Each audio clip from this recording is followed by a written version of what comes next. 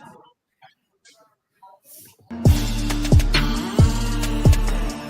when we whoop enough ass, everybody gonna get in line and do right. All right, peace and blessings. Assalamu alaikum, shalom. Welcome to the Black First Roundtable. Our topic that we're dealing with tonight is freedom. What is it, and are we free?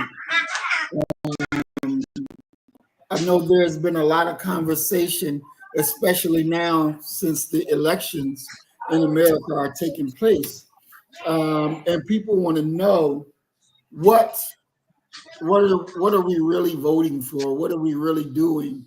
What are we really saying when we say that we want to be free?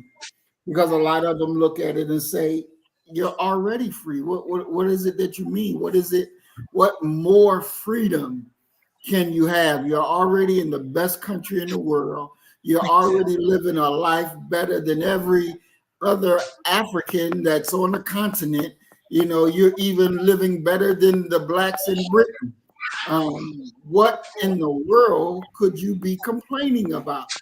So I said, well, this is a really good topic that we're going to take up to this evening and discuss freedom and are we free? One of the things, before we get into that, let me welcome our panelists. Sister Cassie will be late. She'll be joining us probably around about 4:30, 4:40. So right now we have Sister Sandra. Sister Sandra, peace and blessings. You want to come on in and introduce yourself? Hi, I'm Sandra. I'm Maureen's cousin, and it's just good to always be here. Definitely. Thank you, cuz. And we have Isaiah, whose camera is broken today, but we can still hear him. Isaiah, you want to introduce yourself? Yes, sir. My name is Don Corleone, and I take no prisoners. I believe in killing my enemies. I don't have to worry about my friends. And I taught my grandson, Michael Corleone, to keep your friend close, but your enemy closer. Yeah, my name is Isaiah. You know how we roll. We don't bullshit on this channel. You're gonna get it full Monty. All right. So again, our topic today is freedom. What is it, and are we free? When I looked up the word freedom, and it says is the right to act, speak, or change without restraint or interference. It also can refer to the state of being free from something unpleasant or unwanted. Excuse me. Political or civil right. In a modern liberal nations, freedom is considered a right, especially freedom of speech, freedom of religion, and freedom of press. Then it says liberation. Freedom can mean liberation from slavery or restraint or from the power of another. Absent of constraint. Freedom can mean the absence of necessity, coercion, constraint, in choice or action. Free will. In philosophy and religion, freedom is sometimes associated with free will as an alternative to determinism or to predestination. Capacity to change. In physics and chemistry, something is free if it can change and is not constrained in its present state. So the word freedom, a very big, broad definition. But I'm going to ask the panelists, what do y'all consider freedom? And we'll start with this. What do you consider freedom? I actually consider life as freedom. I do have the will to be able to adjust and be able to not be confined. If I look at confinement, I look of imprisonment, and I'm not in prison, so therefore I do feel free. Mhm. Freedom is not totally free in America, in the whole country, because of course we got a racism and we got a lot of racist people out here. So the mind itself can be of freedom and of the willpower to choose and make choices of being free. And I have made that choice. I am at liberty with myself, knowing the type of person that I am and being able to make choices to be successful in the United States of America. Unlike people at the border who's running across to go into another country so that they can have a better life. That is not the life that I have. So I would like to think that yes, I am free. I'm not being sold.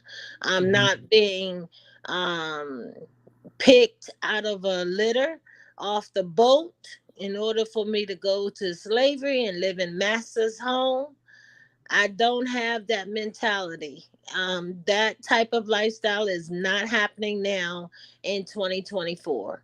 Therefore, yes, I feel that I am free. Okay. All right. Perfect. Perfect. Okay. Brother Isaiah, what say you?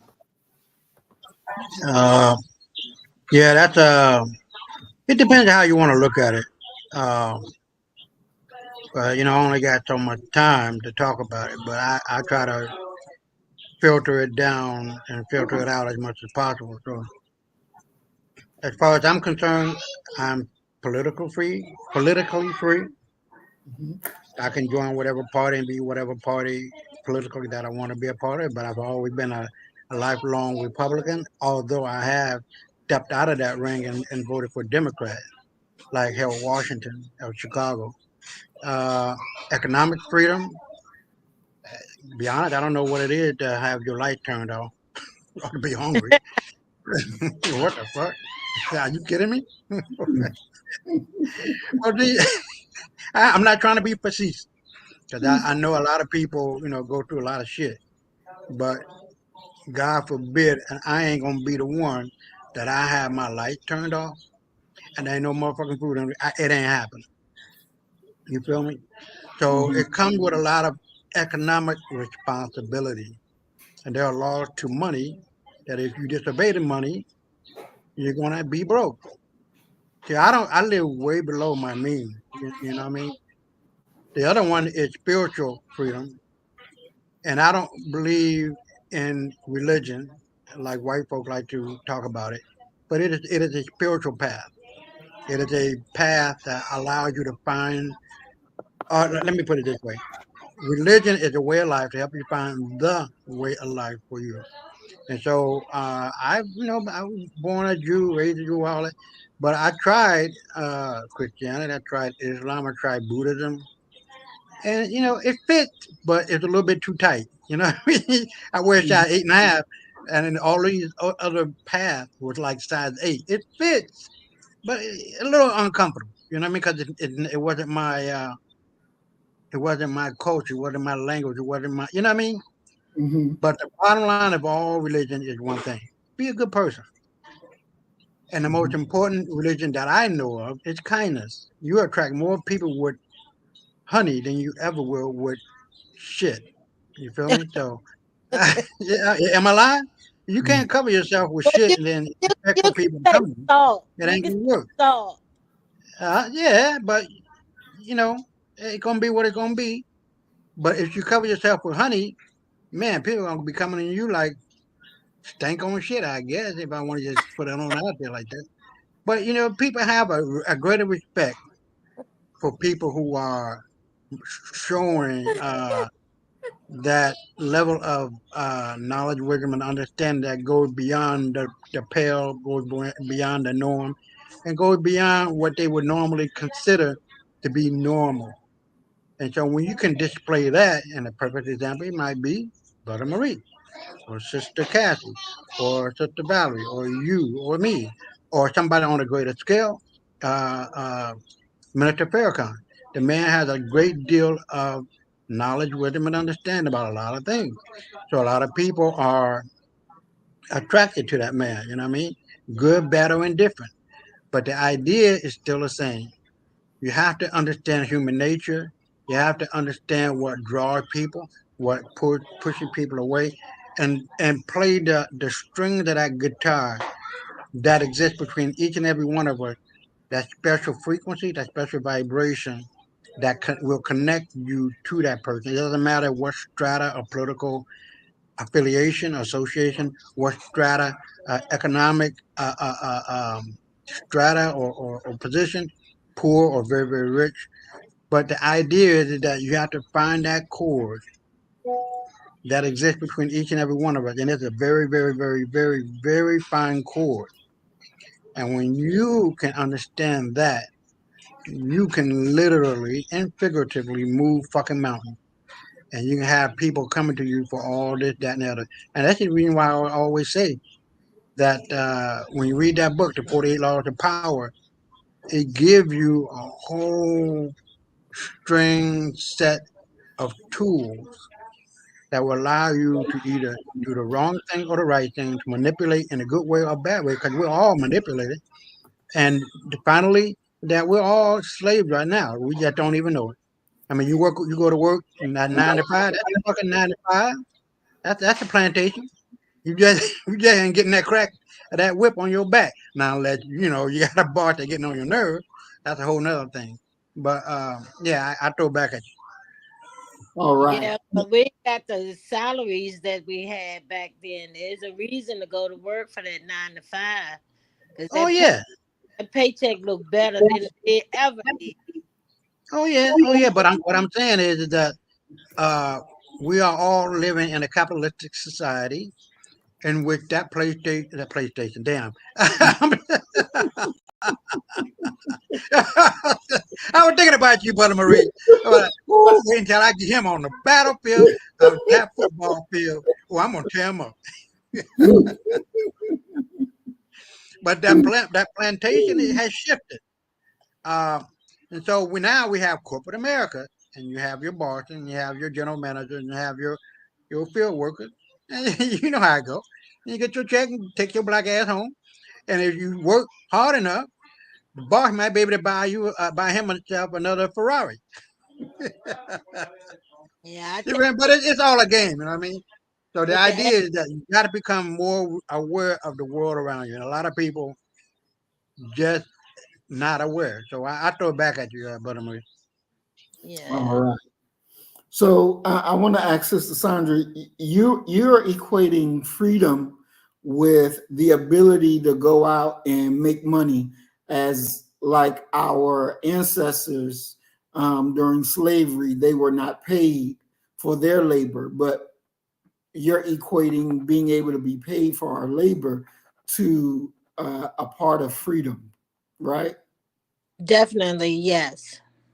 Okay, so then let me ask you this, and I want to welcome Brother Willie Rivers to the program. Peace and blessings, big bro. We're glad you're here. Was slavery a choice? And I know Kanye did a thing about that and said slavery was a choice. What is your thoughts? Was slavery for them a choice? No, it was not a choice because they were bought in order for them to survive on master's home or land or property. And there was not a choice. It wasn't, no, I don't want to go, or I want to go with this master and not that master. It wasn't an option. They didn't have much of a willpower to be able to make their freedom choices. Uh, Mm, there's a couple of acts that I was thinking about that came into part. later on in life. But up front, no, they didn't have that choice. Do you think at any time during their enslavement that it became a choice?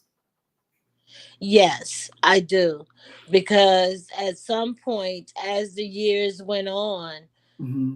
some of the people did make the choice that they'd rather stay on that plantation than, for instance, just hypothetically speaking, take the Harriet Tubman Tunnel and get out of there. Hmm. Some of them did make that choice that they'd rather stay where they were. Mm. And I agree with you 1,000%. I believe that slavery was a choice.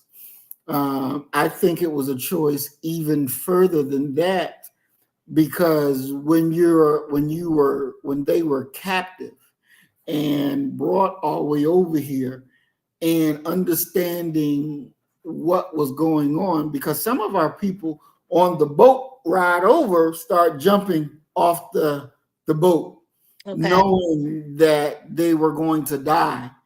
But they felt that death would have been better than to, and they didn't know what they were going towards in the quote unquote new world, but Hmm. they still chose to die in order to die versus being chained up and sent to another land.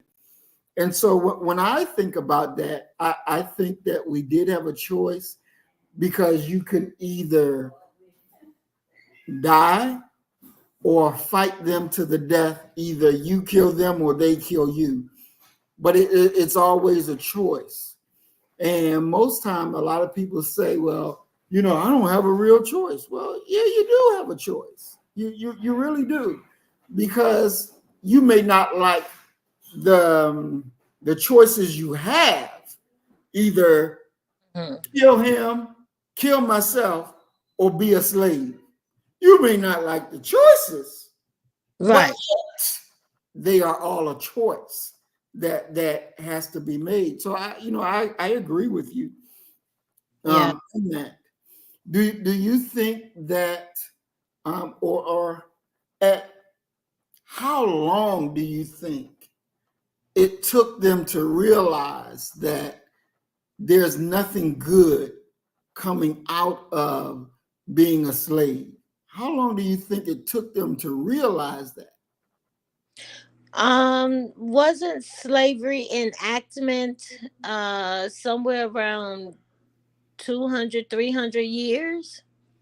Well, we were enslaved from 1555 to 1865. Those 300 were years. Yeah, those were the years that we were actually in chains and bonds. And then they released us from the chain, but didn't release us from the control. Then we were dealing with Jim Crow and all that stuff. Right. Mhm. So I would think as we got close to that 300-year mark of being enslaved, that the choices became broader.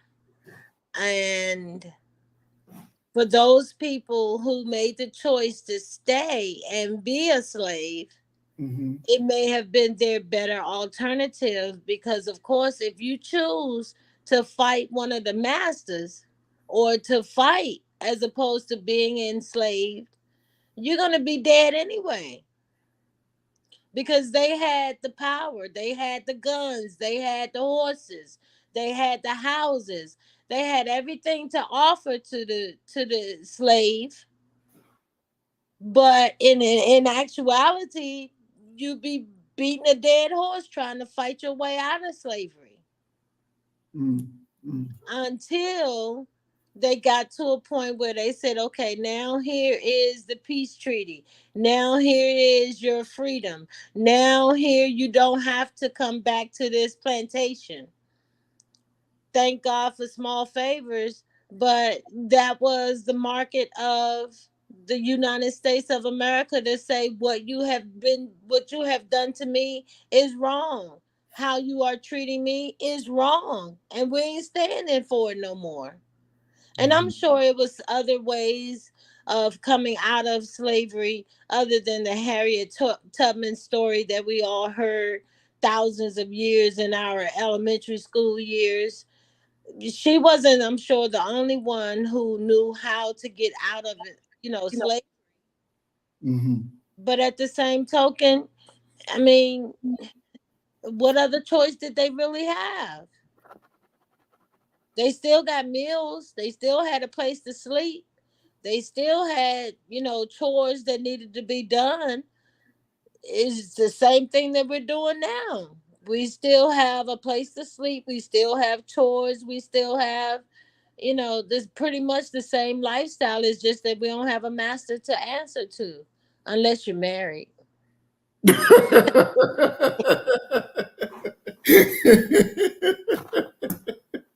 Okay, okay. Brother Isaiah, what say you? What did the slaves have a choice to be slaves? And since you're married too, is your wife running the show still? I was about to say that. I sure know you were right on point. I sure know we're about to say that. Like, I'm still in right now. Yeah. You know what I mean? Yeah. Right. My wife don't be playing. That's right. Yeah. If You know you what I don't mean? talk a certain way, you don't behave a certain way. What happened? Of course. Of course. It's I ain't the holder I used to be.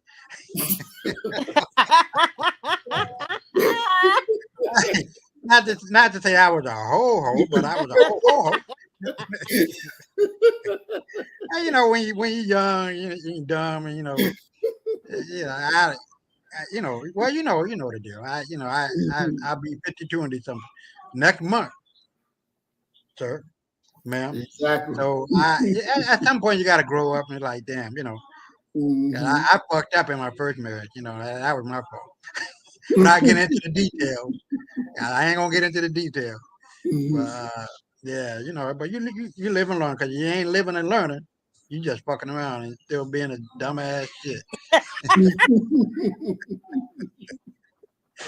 Well, yeah, I gotta love take your honesty, Isaiah. Gotta love your. uh say what? I said I gotta love your honesty. I gotta love your honesty. Oh well, I appreciate that, dear. I really do.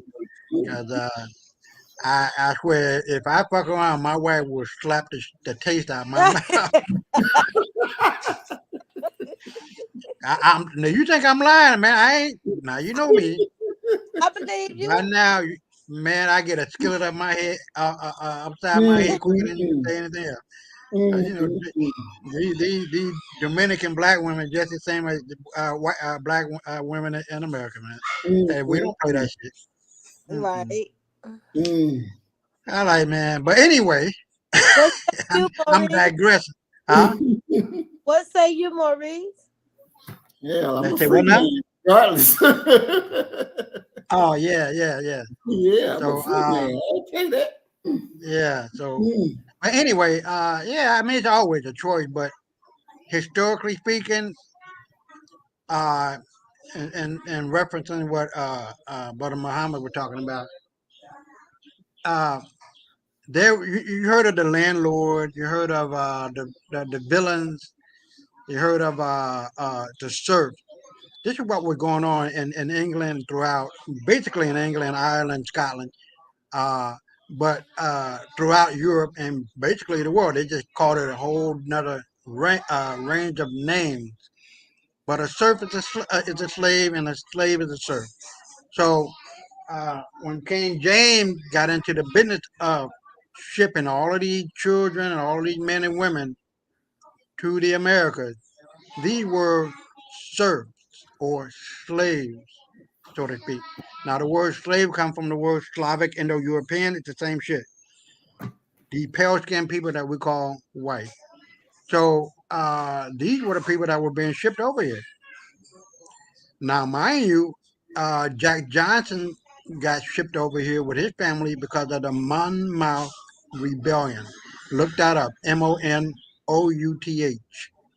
And a lot of people, a lot of so-called melanated people got brought over here on those ships based on that rebellion because they were going against King James, King Charles, King George, whatever the case may be, through those years that he was the king, and then later on his son and grandson, King Charles and King George. So, to make a long story short, you have to really look at what happened, what was going on at that time, and that these people that we call colonists or um, colonial imperialism at that point, these were black Europeans, believe me or not. So later on, these so-called white people came along, and being white didn't happen until the pejorative term white didn't happen in the Americas until 1680, where it became part of the lexicon within the American scheme of things or the landscape of America. As you know, we were speaking Old English, then it became American English, then you got British English, and then you got all kind of other English languages around the world. But with all that being said, these people who were serfs in England were transported over here Mhm. by King James to establish the 13 colonies that became the 13 states, original states. And after that, make a long story short, all hell broke loose after the establishment of the 13 colonies, because after that, King George told the colonists who were becoming more and more white at that time that don't take your asses beyond the Appalachian Mountains fucking with the indigenous population. They didn't listen. There was a whole nother ploy that was employed that allowed people to really, these so-called white colonists, to really take hold of the landscape of the America, or America, I'm sorry, America.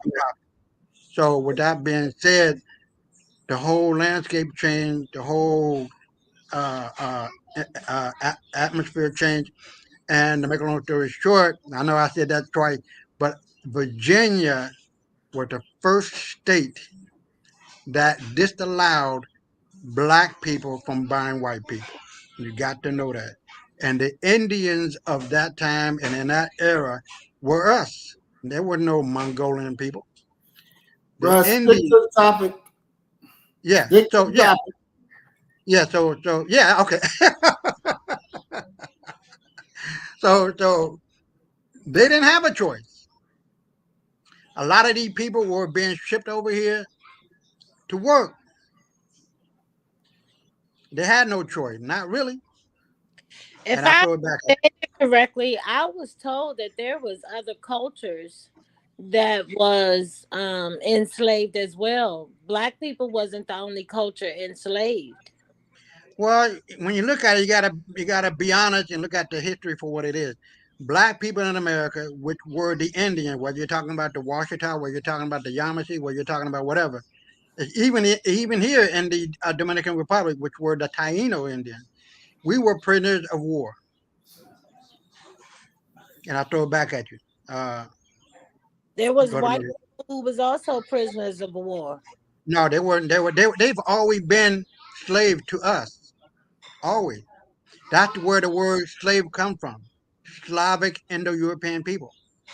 They have always been slave. We were using them in Central Asia as targets, taking the skin off their back, and that's what the Bible, King James Bible, is made out of: white people's skin. We were taking skin off their Bible, off of their bodies, and making book binders and door panels. I'm telling you, believe it or not, that's something that they don't want you to know. Brother I got Isaiah has his own revisionist history going on. right because say I gotta see that. That on white well, skin boy. you get all the nine. We get all the 411 in my book, The White Man's Burden of Lies and Deceit, book 1 and 2. That's all I got to tell you.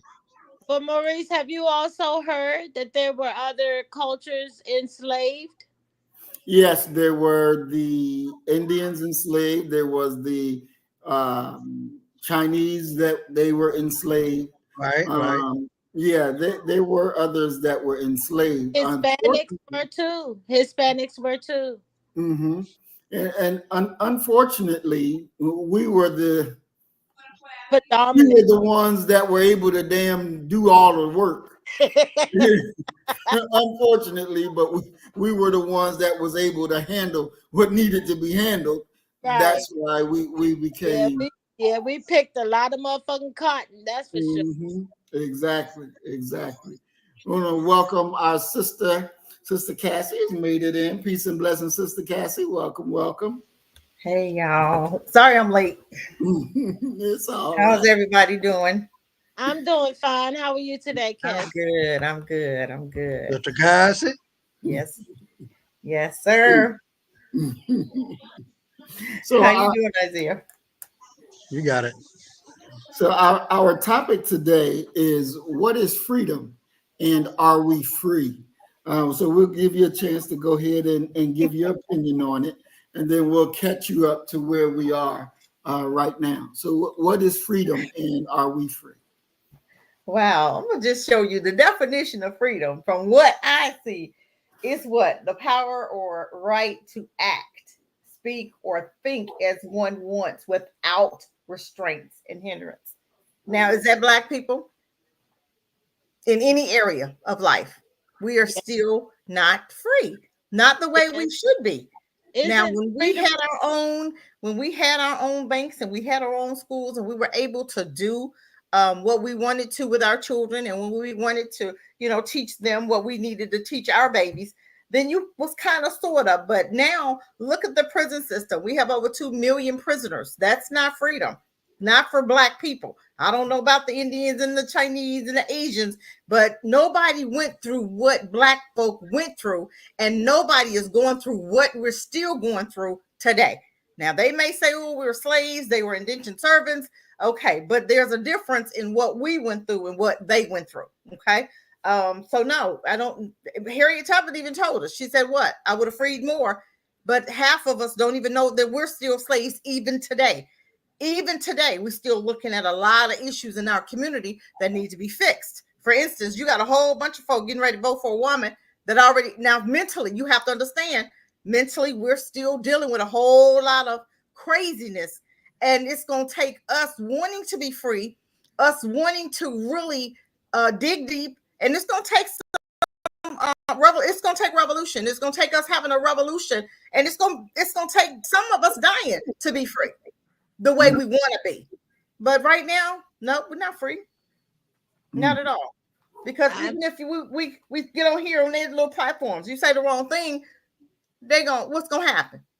So Yeah. how free is that? Even on your jobs, you have a protocol. If you don't follow protocol, what happens? Okay, anything that's related to black folk, we have to understand that there are standards. You got the coons that's, working for white folk to keep black folk, dazzled or whatever.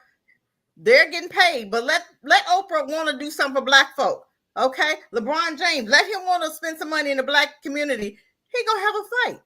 Even when we want to think separate, how many kings and how many presidents in Africa died trying to be free and think free without resistance? A whole lot of them died, and they're still dying. No, we're not free. We still got a long way to go. We just think we're free. And I rest. All right. Excellent. So Sandra, did you want to say something before we go on? we do have the Constitution, which is the right to freedom of speech, and journalists use it all the time as their rights. In addition, you have songs and artists who also use the freedom of speech as their right. So we do talk differently now than we did back then, because we are more educated now than we were back then. You still have that will to be free, that will to make those choices, and that will alone, just that will alone, allows you to be free. Maurice, let me ask you a question. How many times you've been on here and you said the wrong things and your show got taken off? I'm just asking. We free though, right? We free. We free. Okay. We have the will But some of us don't even have the will to be free. We can sit up here and, we can sit up here and pretend that we're free. You got a whole bunch of people thinking that they're getting ready to vote in somebody. But as they said last Tuesday, didn't they already announce last Tuesday? Did anybody see that announcement? No, last Thursday that they announced that she won. Did anybody see that? Or am I just tripping? I heard about it, but I didn't see it. I heard about it. Well, I seen a few people that was talking about it. So my thing is, I heard we voting. We think we have a choice. We think we're going to actually put somebody, that person's already chosen for you. They've already gave you a glimpse of who won. Just wait and see. Come on the 5th, was that Tuesday? They're going to show you she's already won. I keep telling people that. They did that on purpose to see what folk going to do. Oh, people heard it, but they didn't really hear it. But you still talking, oh, I'm going to vote for. You don't have a right. It's an illusion. Everything in America is an illusion. They give you an illusion to be free. But sit up there and do the wrong thing and your ass going to jail. Okay? But let them do it. They can, but you can't. It's been already done. Like I said, how many presidents, or how many people in the past? The Black Panthers tried to do something different. They were free, but they dead today, right? A whole lot of them, right? But see, we have an illusion of us being free. But if you really, really looked at this thing for real, you're not. Go on there and talk about the Jews and see, don't your show get cut off. But we have the freedom of speech. But you have the freedom of speech, but only to say what they want to hear. If you go here and you hold them accountable, when you start talking about how they treating Black folk, what they gonna do? They're gonna gaslight you and they're gonna say you're a racist and blah, blah, blah, blah, blah. Instead of listening to what you have to say about the treatment of how they treating Black folk. So we have the will. But do we really? We have the civil rights bill, but are they using it for Black people? Yeah, you got stuff on the books, but they're not using it for you. They're using it for everybody else, except Black folk. I rest. I don't totally agree with that, because again, you still have that will to choose.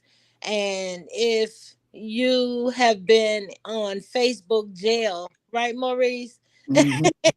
And I've been on there plenty of times also. So that's why I know that we don't have the will. We have the will. You can have the will all you want. But if you're on their platforms, you're going to follow their rules. I have not been in Facebook jail. Well, you probably never will the way you think. You probably never will be. You'll never be. We don't have to worry about you going to Facebook jail. Not never. Certain language. I'm on Facebook. I've learned not to post certain pictures when I'm on Facebook. But you're free though, right? No. Right there. Stay right there. You're free, but you just said, I won't post certain pictures. If you was free as you think, you would post some pictures with no problem, with no hindrance, no restraints. But I'm just saying. So your freedom and my freedom is different. What's your freedom? What's your meaning of freedom? If everybody did that and they were able to post whatever they wanted to post. Okay, what's your meaning of freedom? It was interfering with someone else or it caused ruckus for someone else. Okay, but you're double talking here. You're double talking. This is what. Okay, you're saying we have to do. Hold on, Sister Sandra, hold on, so we can hear everybody, just one speak at a time. Okay. When you're finished, just say, I rest my mic so the next person can jump in. Okay. I'm trying to say, even if you are in Facebook jail, even if something has been posted on Facebook, or even if you use profanity on Facebook, then you are going to have repercussions for that, because they're trying to keep it under a certain guideline. Because even Facebook can get shut down for just having people on there all willy-nilly talking about stuff that they ain't got no business talking about. And then they turn around and say, well, you got freedom of speech. Yes, you have freedom of speech, but they want you to be polite or kind to others, just like you want others to be kind or polite to you. It's the same thing even with YouTube. YouTube got some things posted, but if you want to see rated X version of it, you ain't going to, they're not going to make it where everybody in the United States can see it without you knowing what it is that you're going on YouTube for. It's the same thing. The internet is controlled or is narrated by white people. There's nobody black associated with it to say, well, this group get to say this group get to say this person gets to say this. No, I agree with the organization. Organize this stuff, because I don't want to listen to white people talk about black people. I don't want Hispanic people to talk about black people. I don't want to see that stuff. I'm just saying, yes, it is regulated, but at the same token, if I have freedom of speech, I have freedom of choice. I can wait till I get home in front of my husband and hold that conversation, and I can say anything I want to say to him. I rest. So is that freedom? Yes, it is. How? Okay, the Because definition of I my have freedom, will. the definition of freedom, the I power or will. right to act, speak, or think as one wants without restraint or hindrance. And That's that's not freedom. You talk, just said. That's not that's freedom. talk to my husband. That's why I leave what I need to say provocative out of my mouth in my household. I don't have to put it on social media. Okay, that's you, but we're talking about the definition. That's what's your meaning of freedom? As we were speaking of earlier, I was saying that I feel free because I have that choice. The willpower, the will to be free is how I feel. I don't have anyone who constrained me to say you can't go here, you can't go there. You got to get up by 5 o'clock in the morning as they do in prison. No, I don't have that. So I am free. My So we're mind. talking about, let me ask you a question. Are we talking about black people as a whole, or are we talking about individual, Maurice? Are we talking about individuals? Because as I'm seeing, black people are still not free. We got 2 million in prison. So you talking about as a whole, or are we talking What individual? they did in Right. prison. So the first part we're talking about, you yourself, are you free? And then the second half we're getting into our people as a whole. Okay. I mean, what did they do to get in prison? That's the problem. Okay. I haven't done anything to be in prison. I have avoided at all costs not to end up in prison. Do I have ability to be in prison? Yes. I can go out and drink a whole fifth of liquor and get behind the wheel and drive. And I guarantee you, I will not make it home successfully. The point is that we have the will to choose. If you don't use that will to choose wisely or according to guidelines, then therefore anything that happens.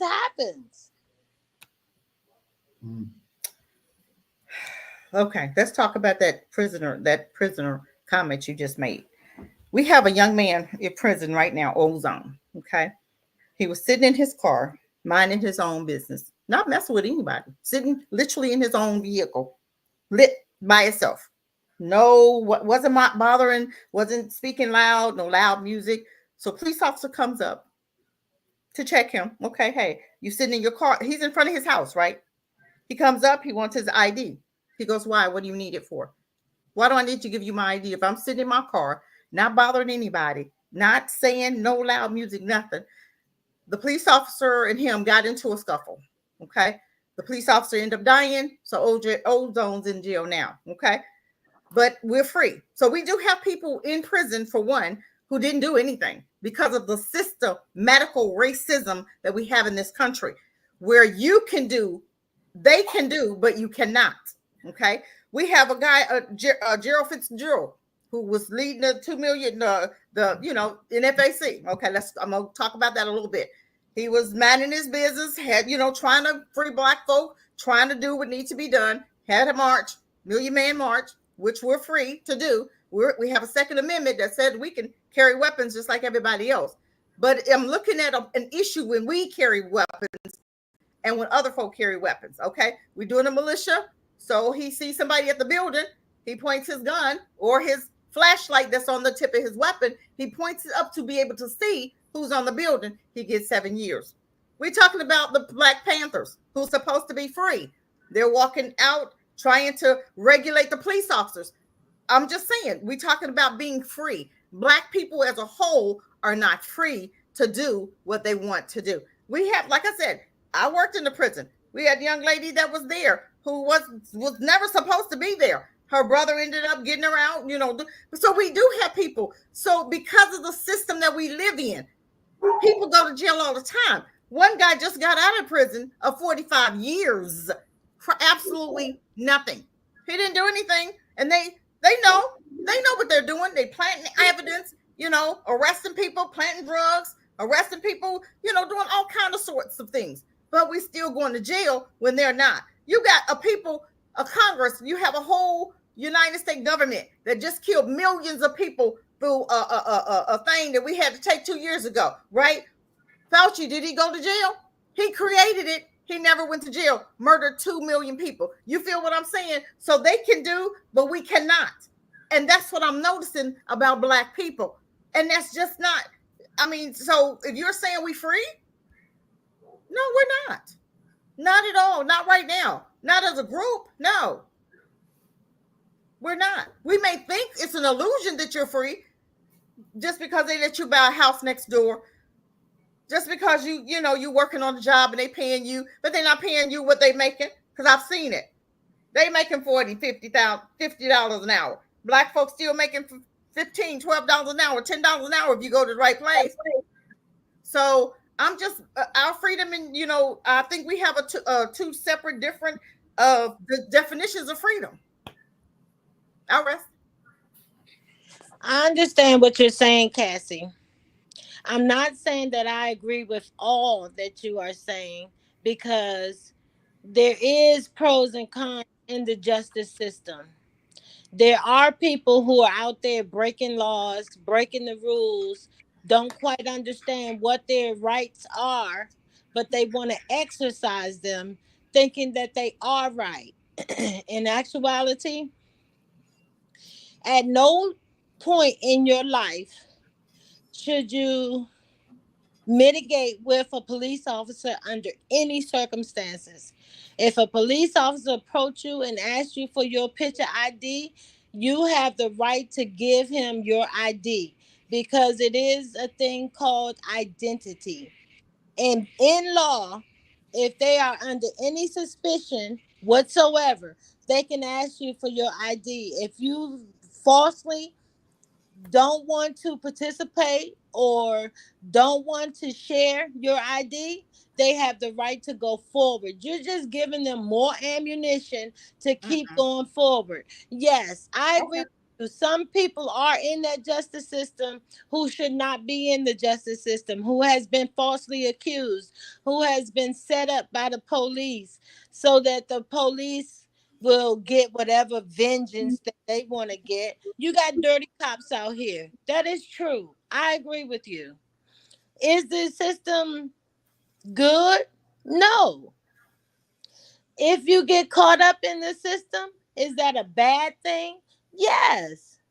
Because 9 times out of 10, people don't want to participate with what the law is just because they ask you for a picture ID. You can be walking down the street and he pull up to you and say, you got ID? And the first thing you say is, no, I don't have no ID. And the next thing he says was, what's your name?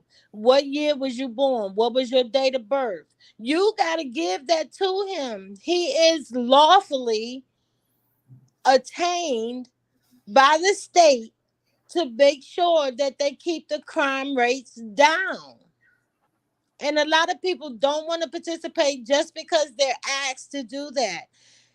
I was taught to call them officer friendly. And I was taught that since I was in the 3rd grade. Police officers came to my elementary school.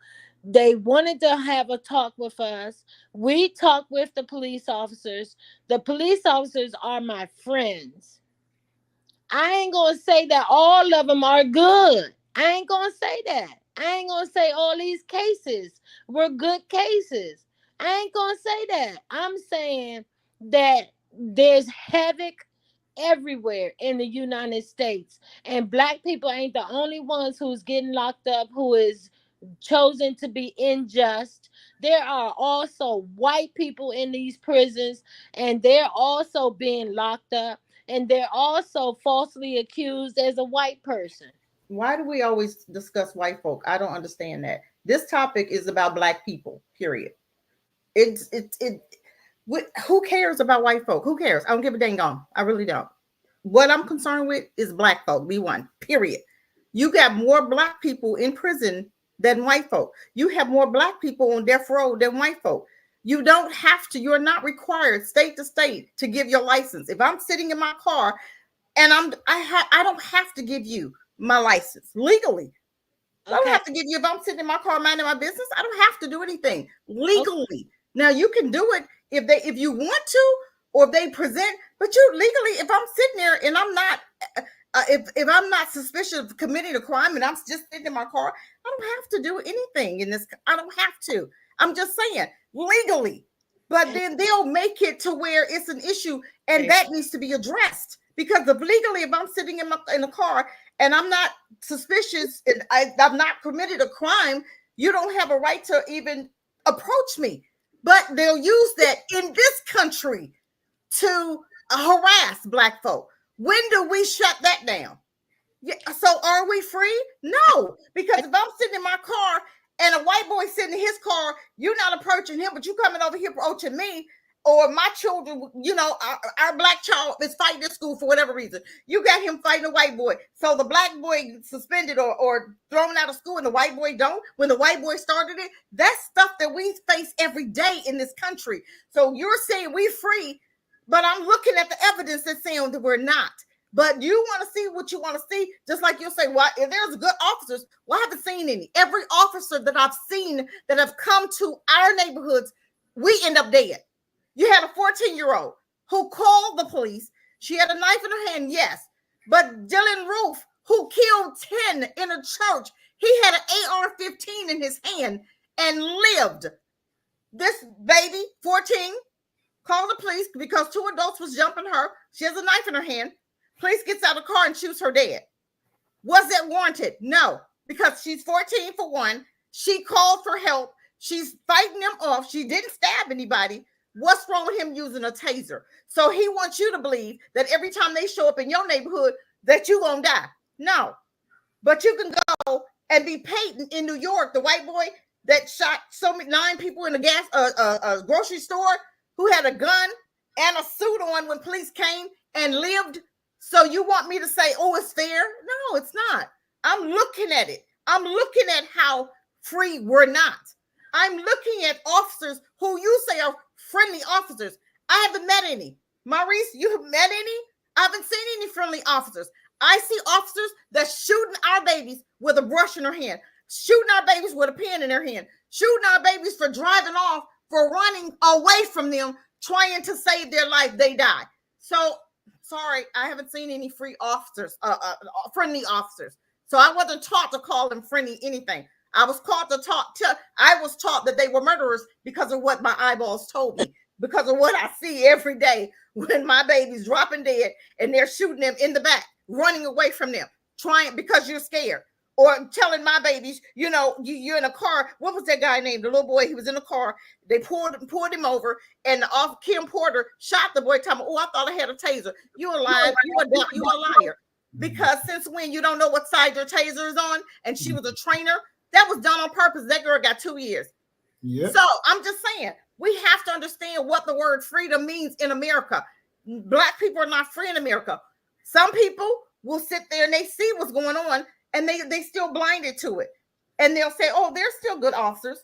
Or, come on. We have to first admit that we have an issue. There's a problem in America for us to be able to address it. But if we keep ignoring it, we keep turning our head, or we're going to put our blinders on and we're going to just walk around like this and we ain't going to see nothing. But we're going to go by what they told us, because they told us officers were friendly, but I ain't seen no friendly officers. So I'm going to have to go by what I see, what's happening in my neighborhood. And I rest my mic. understand, and I agree with you, Cassie, if you have never run across them. I have an experience where in downtown Atlanta, on my way home from work, I'm a freak for a man in uniform. So two cops were standing in the back of their car, patrolling the area because downtown Atlanta had problems with the people who were homeless, the people who had mental concerns.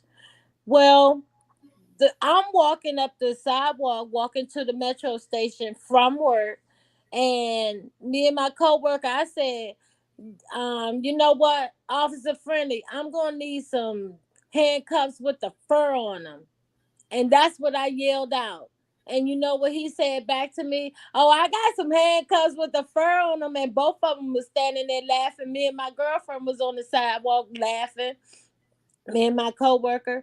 There are times So when, did you think they were really friendly? Did you think that they were really and they were black and they were standing there, but they what? had their job that they had to do. And me being the little woman that I am, I just was making fun of them. I was making a joke with them.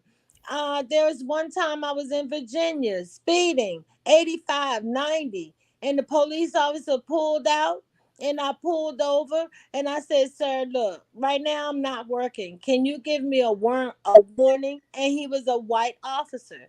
And he came back to the car and he gave me a warning. He did not give me a ticket. It is how you talk to them. They are human beings just like we are.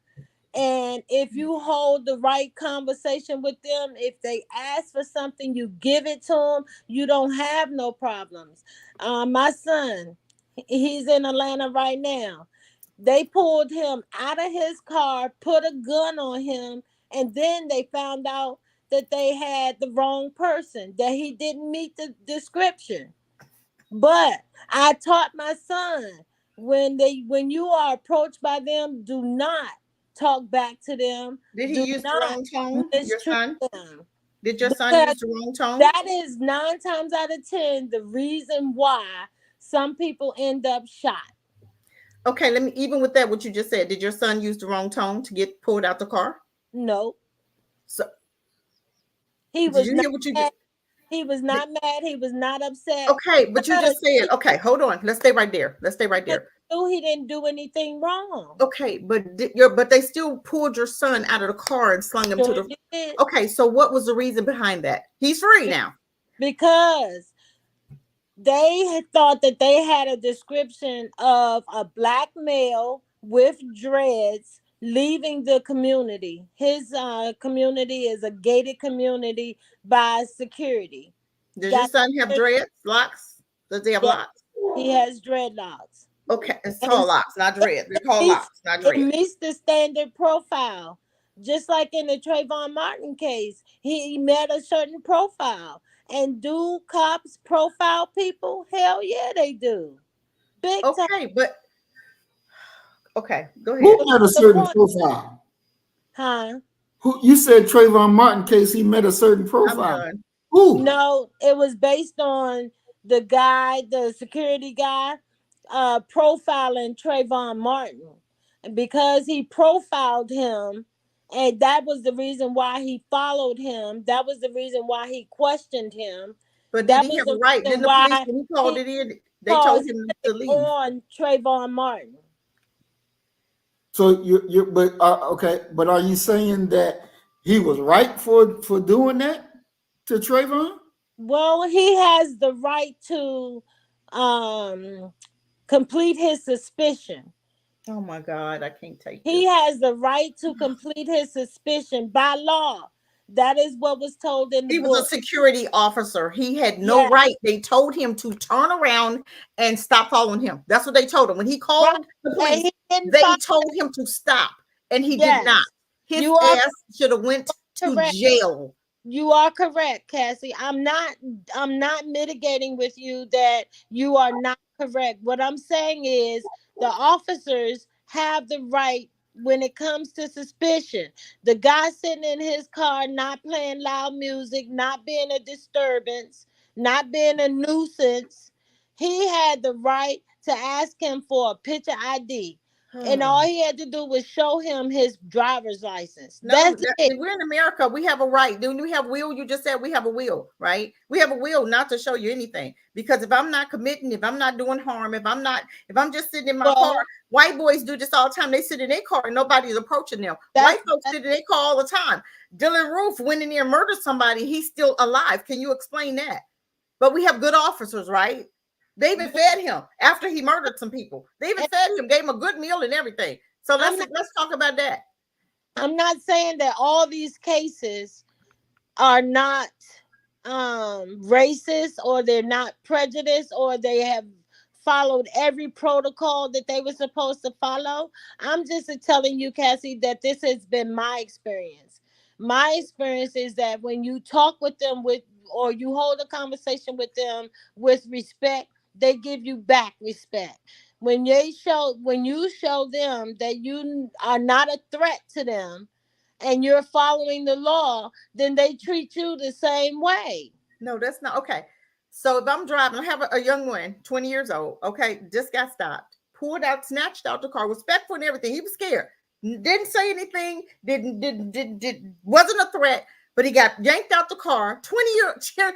Do you not know that traumatized that young man? He didn't see anything, wasn't disrespectful, but every time I'm understanding, I'm seeing what's happening. Our babies are being abused by them, traumatized by them. You had little boys that have put guns, they've had guns pulled on them by the police. Yeah. This young man, but who was not disrespectful. This young man was not disrespectful. He was scared out of his wits, so he wasn't disrespectful. That's why he wasn't, because he was scared, because he thought he was going to die. They didn't yank him out of the car, But my thing is, when are we going to hold them accountable? I don't have to give you my license when you don't harass white folk the way you harass black folk. Only if I'm suspicious. And how am I suspicious sitting in front of my own home with my windows up? How am I suspicious? What am I doing? You just want to harass. There's a difference in being unsuspicious. And by them having that law, they can say it at any time they want to. So if I'm sitting in my car, I can't even, okay, Botham Jean, he was sitting in his house and they came in his house and shot him. Give me some ID. I'm in my house. I don't have to give you nothing. So my thing is, we have to understand and hold them accountable. Just because you got a law on the books, holding that law accountable for everybody, not just for black folk that you want to harass. And now you're going to pull rank because you want to harass when we already know that the KKK has infiltrated the police field. Do you not know that? Yes, I do. Okay, so even with that said, every time I look at them, I know that one of them have been, that's an infiltrator. Okay, I see a police officer with a POW, right, on his thing. POW got an American flag and all.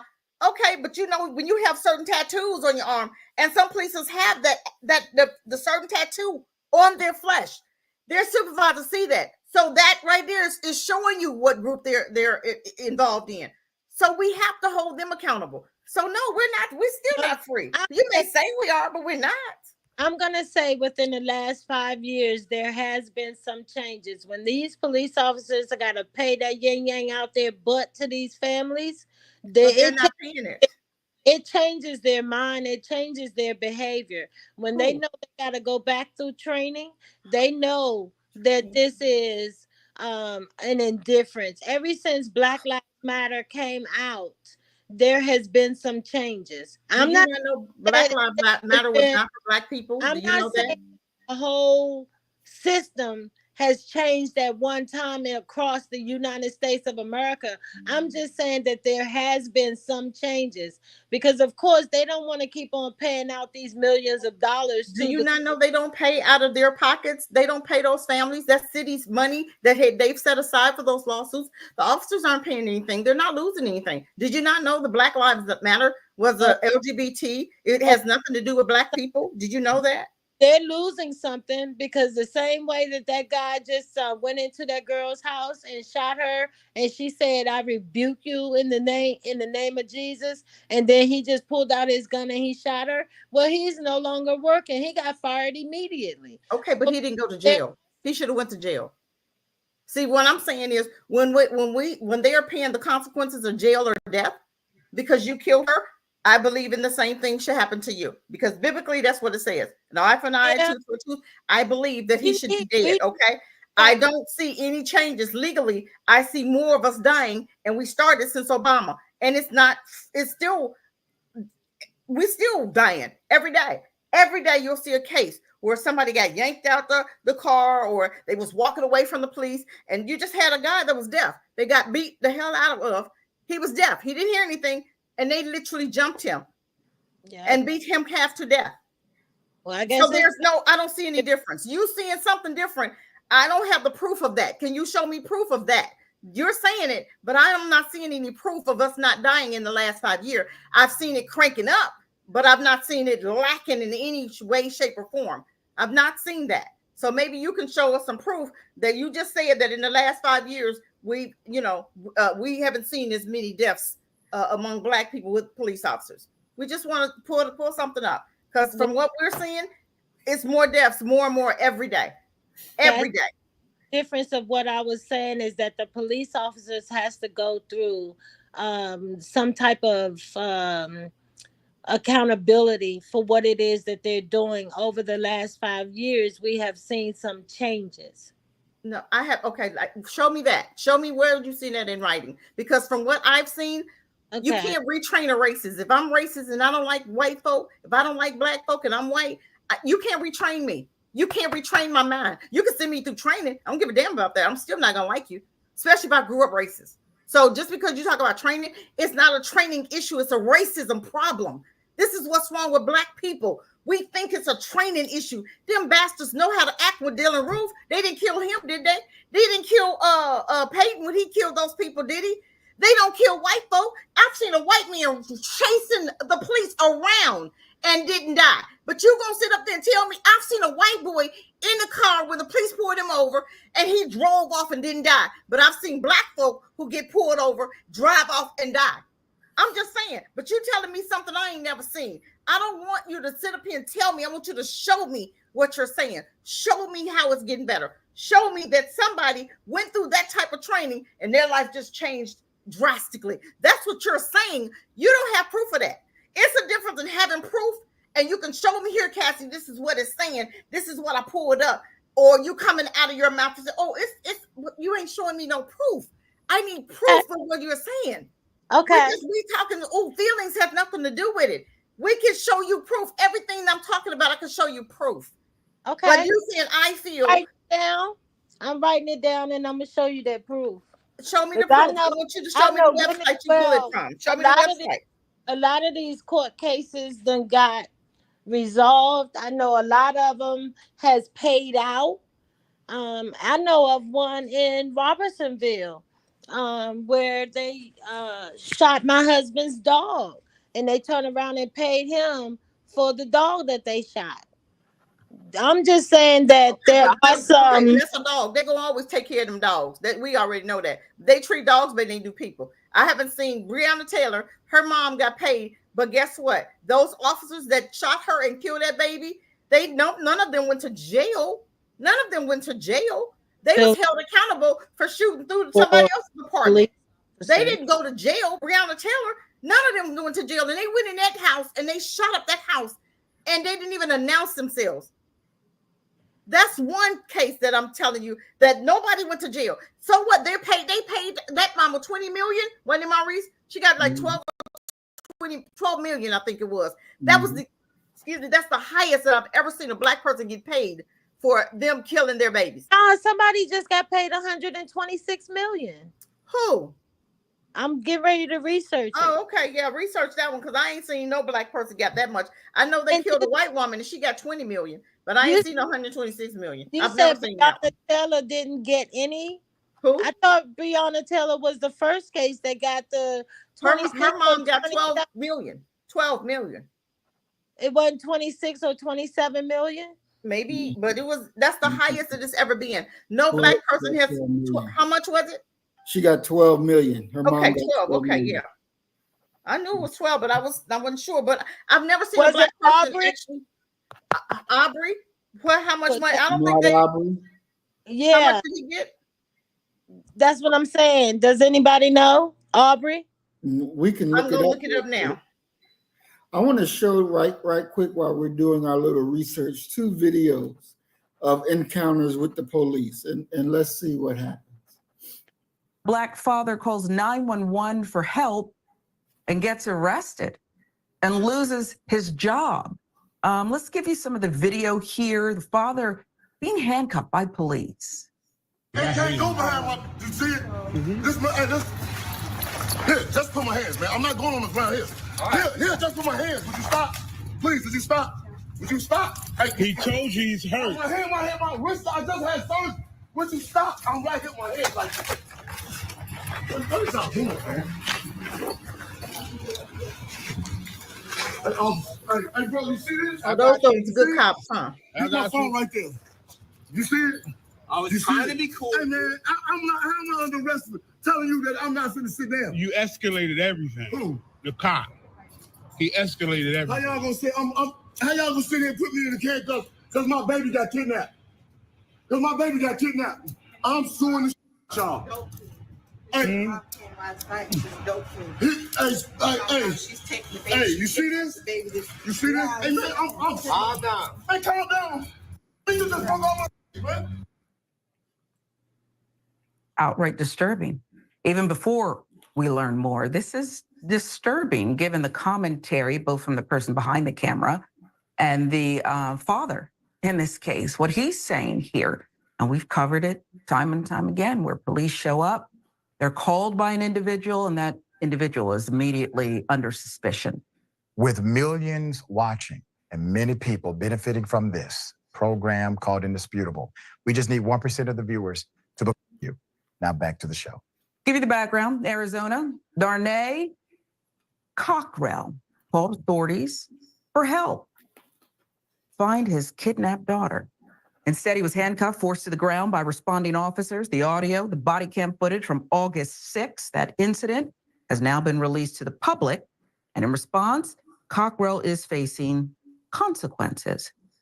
And a GoFundMe page now, set up by Cockrell's neighbor, Lanier Tucker, wrote, despite no crime having occurred, the officer persisted with these demands. Darnay refused to get on the ground due to a recent surgery and ongoing knee issues. The bystander and Cockrell repeatedly told the officers about Cockrell's condition, but their pleas were ignored. The 2 responding officers eventually subdued Cockrell to the ground before handcuffing him. The route filling in the details for us. Now, a statement by the Mesa Police Department wrote Cockrell had a, quote, high level of emotion, which is understandable. Is that a crime? A high level of emotion. I mean, we said your daughter's been kidnapped, whatever. Not sure why they're mentioning it, but there's more. However, because emotions were so high, he was not following reasonable directions given to him by the officer. Now, I have another question. What is reasonable? You call the police for help and they say, get on the ground. Made comments that spiked concern for officer safety. Make up your own mind. You watch the footage. Officers repeatedly told Cockrell to calm down. Father was clearly in distress throughout the entire incident. More distress, perhaps, by the officers who responded. Once he was seated on the ground, you mean taken down, Cockrell repeatedly asked officers, how would you feel if their child had been kidnapped? Arizona father alleged his daughter was kidnapped by her mother, Cole Connor Sharp, who he says is a drug addict, per the Daily Mail. According to him, Connor Sharp came to Cockrell's apartment to visit their daughter, but then took off with the child without permission. His daughter was returned to him within hours, but the consequences of the now viral incident took greater effect later. In the footage, Cockrell can be seen wearing a company t-shirt. After the video was posted to Instagram, Cockrell's job got wind of the exchange and he was fired.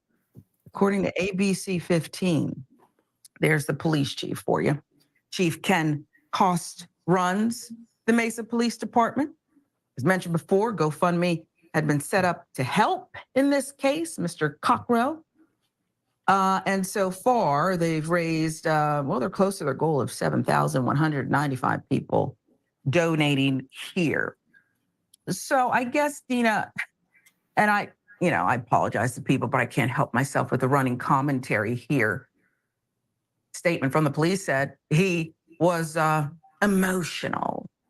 I don't know if that's a crime or not, but it doesn't sound like one. You're the legal long crime analyst here, so I want to know about that. But I also want to know if you have to obey legally, because I get why we might tell people just do what they say and we'll sort it out later. But legally, do you have to obey? Why are they telling him to get on the ground? Because he's emotional about his daughter, who he says was kidnapped by the mother, and he believes is in some danger here.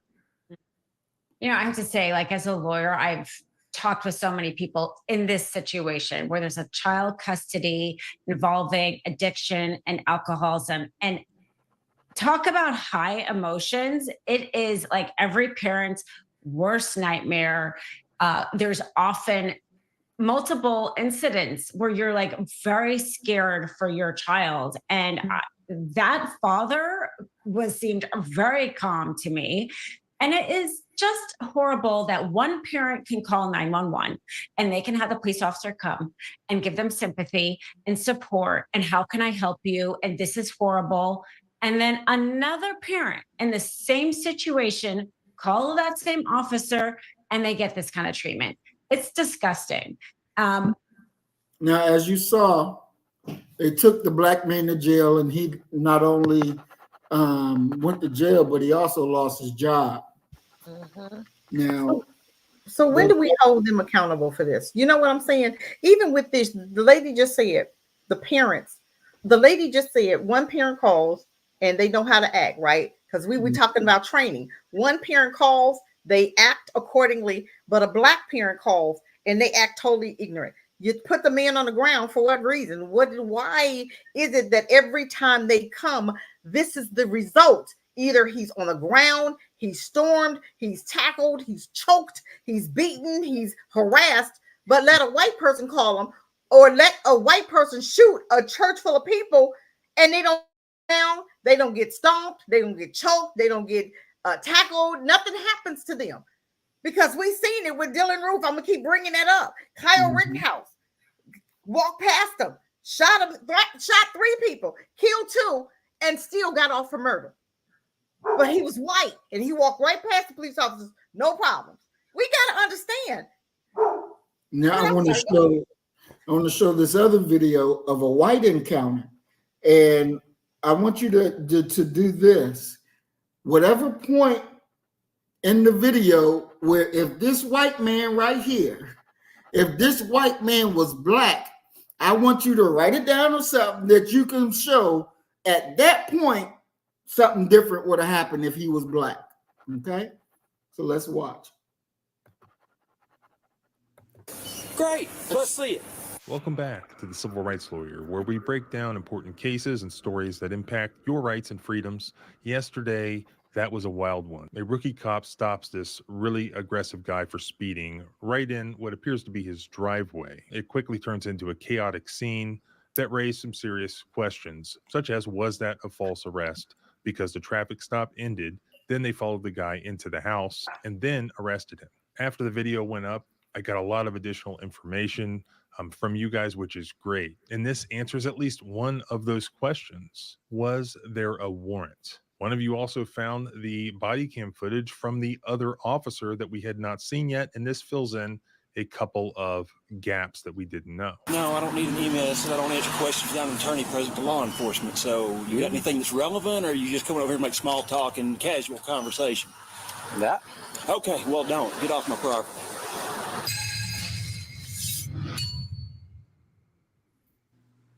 Are you okay, man?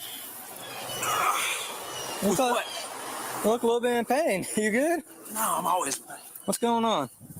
I'm Any in EMS? pain. What do you mean? What's going on? Oh, you said that you were in pain just then. I just said I was in pain. I'm always in pain. What do you want? That is Trenton Futrell, and this is his mugshot that was taken after he was arrested following this traffic stop. Again, he was pulled over that day for speeding, allegedly 10 over. The stop itself ends up taking place in the driveway, or at least what he's saying is his driveway. And this is the conversation we did not see in the other video with the backup officer who arrives. He begins to speak to Mr. Futrell, who is pretty much the mouth of the South.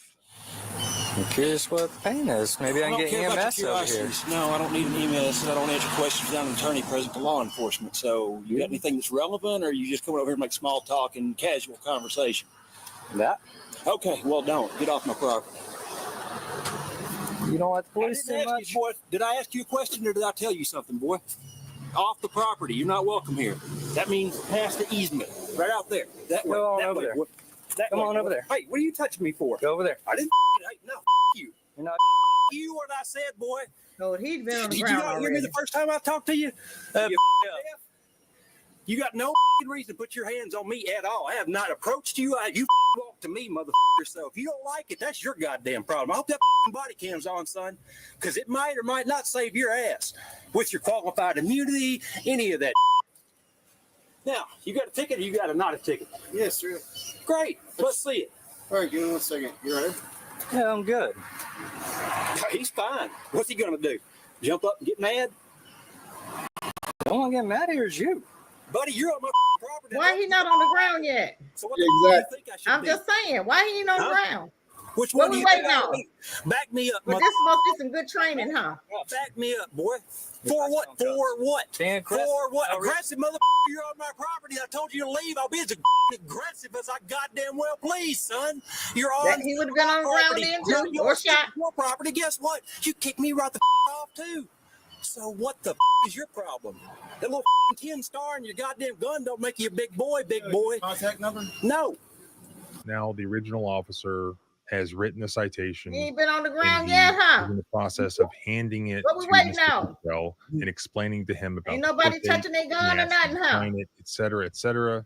And if you Okay. look at the timestamps on the body cam, the stop began at about 17:32 hours, and now he starts to issue the citation at about 17:41. So that's only 9, maybe 10 minutes that this stop has lasted. And especially given the aggressive nature of Mr. Futrell, that's not an unreasonable length of time for a minor traffic stop at all. Which brings up another question that we'll get to in here just a few seconds. Actually, you need to sign right here where the X is. It's not a admission of guilt. It's just a promise to appear.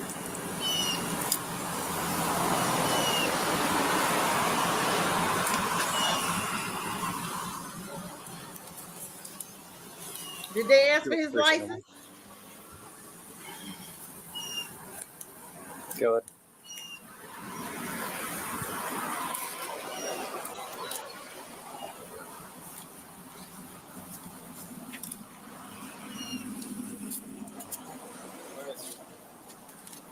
Now get the off my property, you little piece of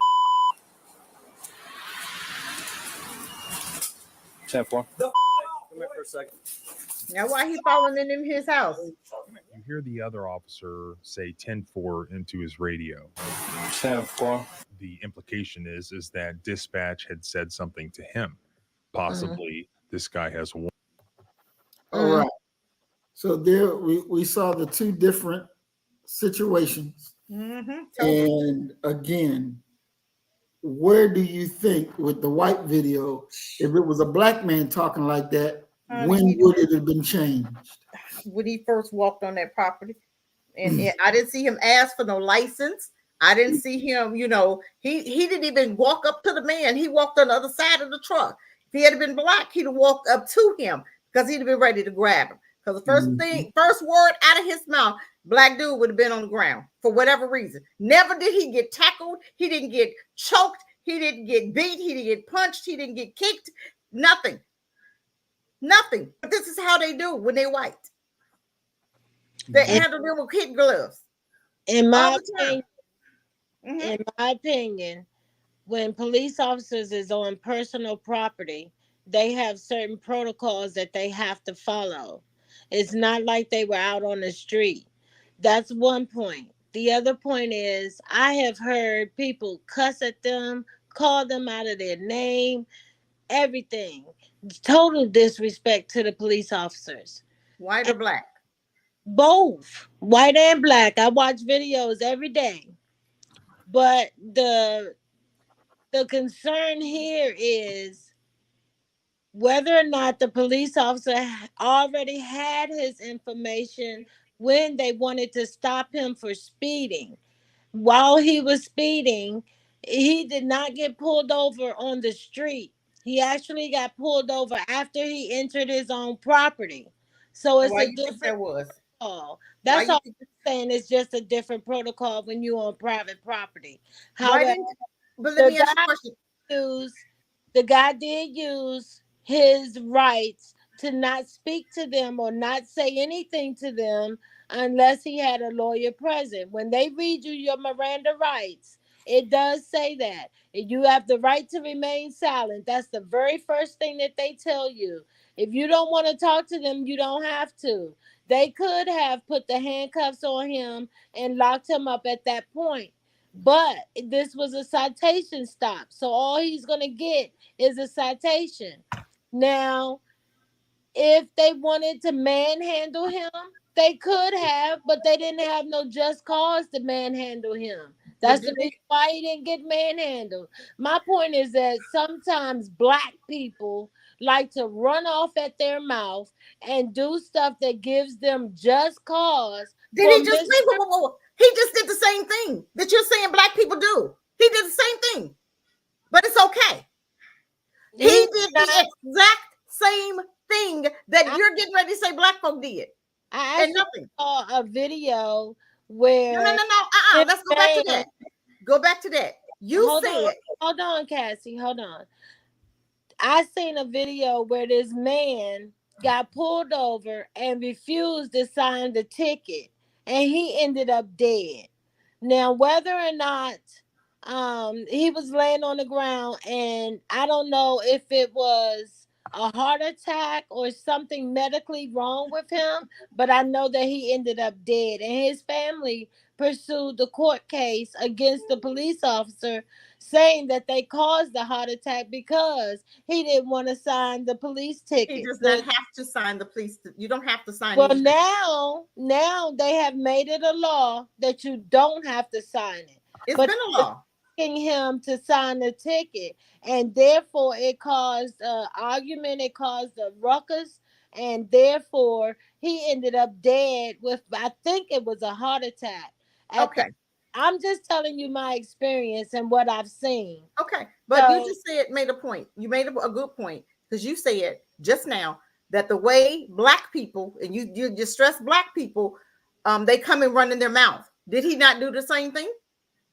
But he's not dead. Did he well, not do the same thing? Yes or no? originally at the Did beginning, he just do the same thing? let me tell you, Cassie, at the beginning of his conversation, he said, I have the right to remain silent and I choose to do that unless I have a lawyer present in front But of me. he didn't remain silent, though, did he? He didn't have to after that point because the police officers came to the conclusion that he's going to get a citation. They let it be a citation. Okay, but why wasn't it death? How many black men get death on non-violent offenses? They get death.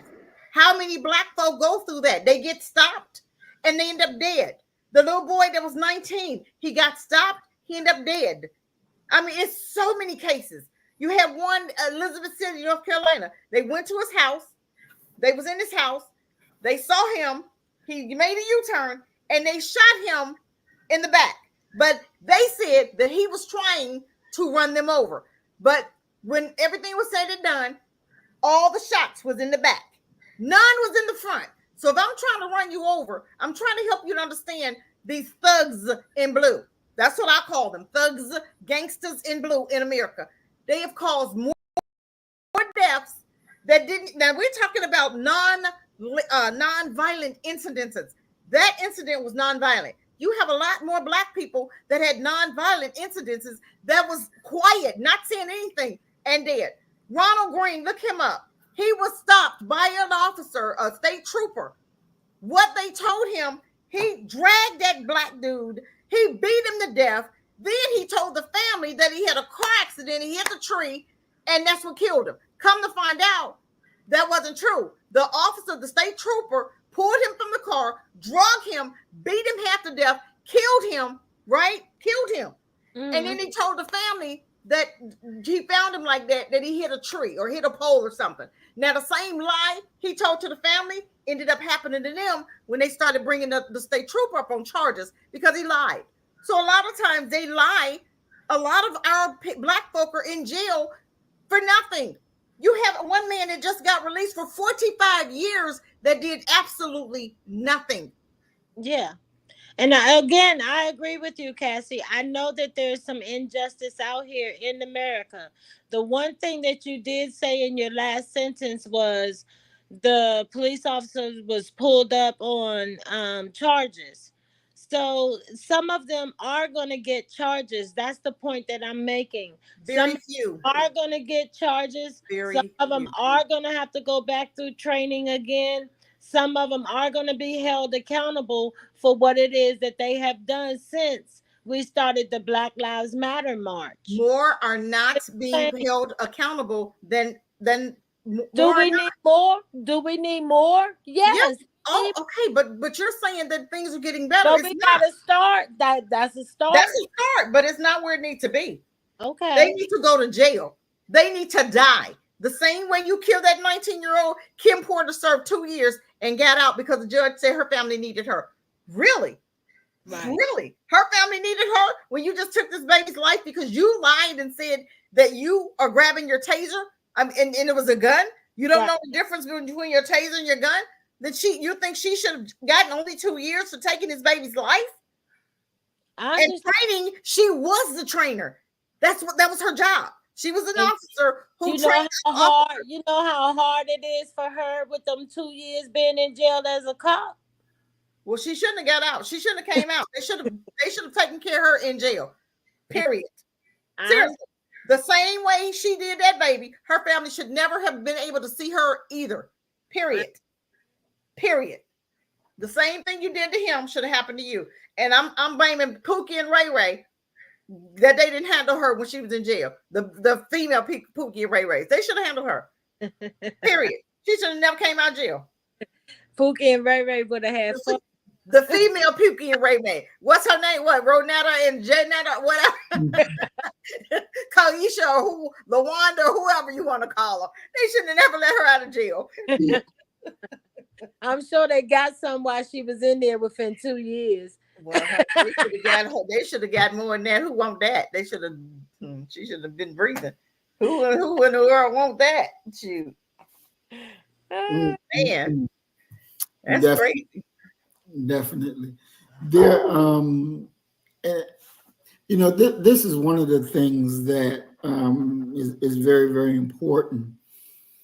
When we're looking at what the police, how they engage with our people, how they engage with other people, it's very important to see it as it is. I realize that the police were not officer friendly. When I see police, I call them Black people killers. That's what they are, and I'll tell them that to their face. You ain't nothing but a Black person killer. Y'all kill our people with immunity, and you do it because you enjoy it, because you get away with it. There is no law. There's laws on the books, but they're not enacted when it comes to police killing us. They're not enacted because all them damn bastards should be in jail. I've done interviewed Black police who were on the force and now they're off the force. And even talking with them, I understood while you were on the force, you knew who the bad apples were, and you chose to look the other way. That makes you a bad police officer. So that's why my stance is there is no good police officer. There is not one. There's not one, because they always look the other way. They know who the bad ones are, but they don't go arrest them. They let the bad ones go and let them do what they do, because when they do something against them, then the whole thing comes down on that Black person. Now, there was a Black police officer in Buffalo, New York. We interviewed her on the program. This was years ago. And she stopped a Black man. She stopped a white man, police, from beating the Black man. And got fired. and got fired. You know that he took the run because she stopped his arm and he started attacking her. Yep. And nobody took him to jail. Nope. Nobody took him to jail. And he broke the law. Yep. And she was standing up. She got fired. Yep. She's driving trucks now. Yeah. There's no such thing. You look at Dorner, Christopher Dorner. Mm-hmm. He was there trying to do a good job. He saw wrong. He spoke out about it. Now, you know, this nigga got to go.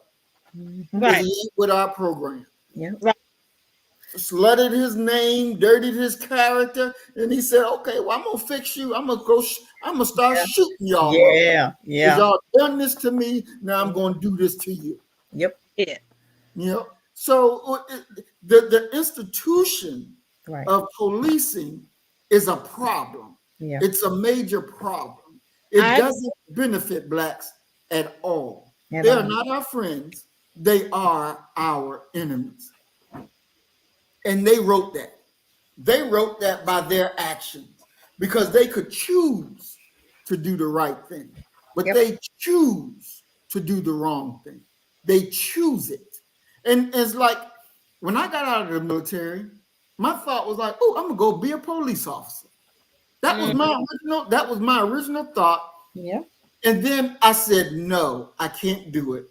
Because if I come up on somebody that was beating their wife or anything like that, I will exert justice right then and there.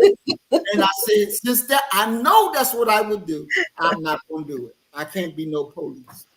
And that's what stopped me. You exercise that will to choose.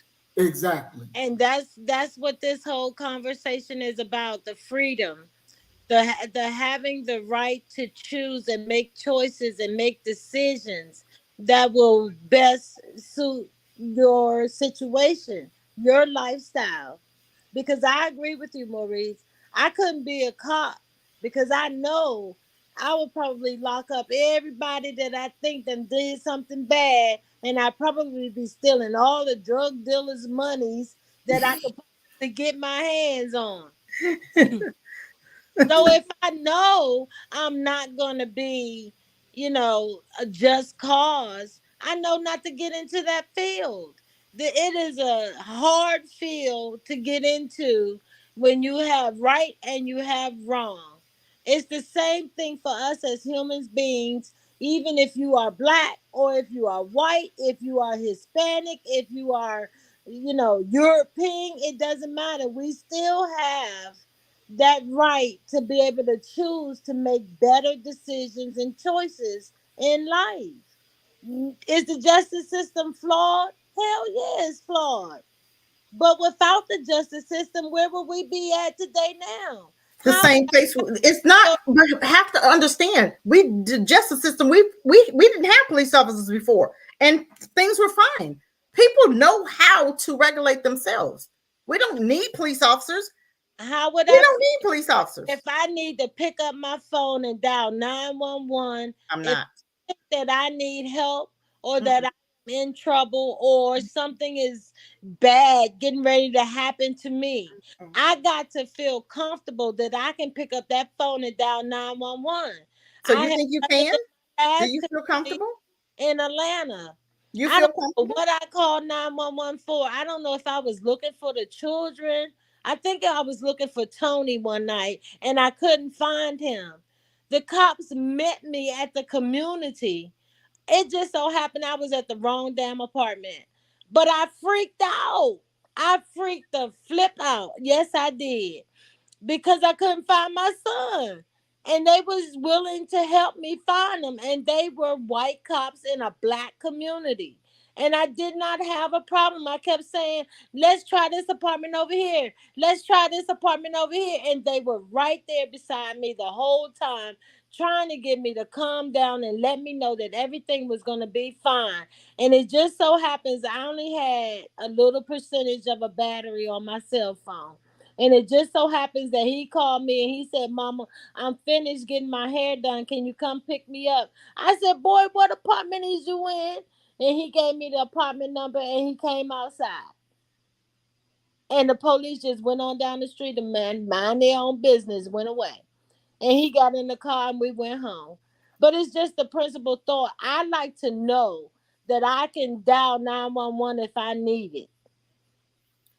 When they start talking about defund the police, no, you ain't gonna defund the police. We need these police no matter what it is that's going on. It could be something that's going on with my car. It could be something going on with my children. It could be something going on with my husband.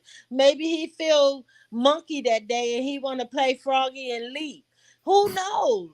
Whatever it is that I am going through, I need a system that I can call and have somebody to come out for me. Wow. I wish that system existed for Sonia, who just got shot in her own home. I wish that system that you're talking about, that most Black people never see. They've never experienced that. But you're just blessed and lucky for whatever reason. But a whole lot of Black folk that have called the police, done the 911, they can't speak about it. They can't talk about it. They're dead. Done. Yeah. Because they called the police. You just seen an example of it. I showed my recent video of a young man laying on the ground, hands up, got shot. What you shoot? And he said, what you shoot me for? I don't know. Really? Your ass should have went to jail. You should have got shot too. So a lot of what you've experienced, Black folk have never experienced that. I've seen more deaths than I have them getting away, calling 911. You had a lady whose son was disabled, mentally having a mental episode. They killed her son. That happens all the time where Black people will call the police and they end up dead. I would never call the police. I swear I won't. I'm going to handle my business. I don't need you to come to my house to wreak havoc. I don't need you to bring your trauma and drama to my house. I don't need that. I was watching a program one day, and this was way back, and the young lady was having issues, and she was the same way you were. Let's call the police. One lady standing there, she said, don't, because they'll bring their traumas and dramas. So we already know what happens when we call them. They don't come to help us. They come to harm, to hurt, and kill, steal, and destroy. Whose attributes are those? And I would never trust them. I would never call them for anything, ever. I don't care if my bike will start. I'm not calling you because I don't need your help, because I know the spirit that you carry behind you. Those are thugs, and there's a gangsters, and I would never call them for anything, because I know that if they came, somebody that looked like me would end up dead. I'm not calling the police. I'm gonna handle my business. Trust and believe that. I understand. And your son was lucky that they didn't, when he came out the house, that they didn't attack him. How would you have felt if they would have attacked your son? Even though you called them to help find him. And that happens all the time. That the very person that called for help ends up dead. Or their family members. What's her name? Who was the one that did the wellness check? And what was her name? Her neighbor called to do a wellness check. She left her front door open. She was in the back room with her nephew. And the cop went to the back instead of knocking at the front door. He walks to the back of the house, to the back of the window. She thinks he's a burglar, so she's got her gun. So he shoots her through the window. Who was that? What was that girl's name? I forget her name. Oh my God. They just had his trial. I don't know what ended up happening to him, but the officer, I think he got, they found him guilty, but they never did give him no time. So I don't know what the hell. What was his name? What was her name? Oh my God. Hold on, I gotta find her.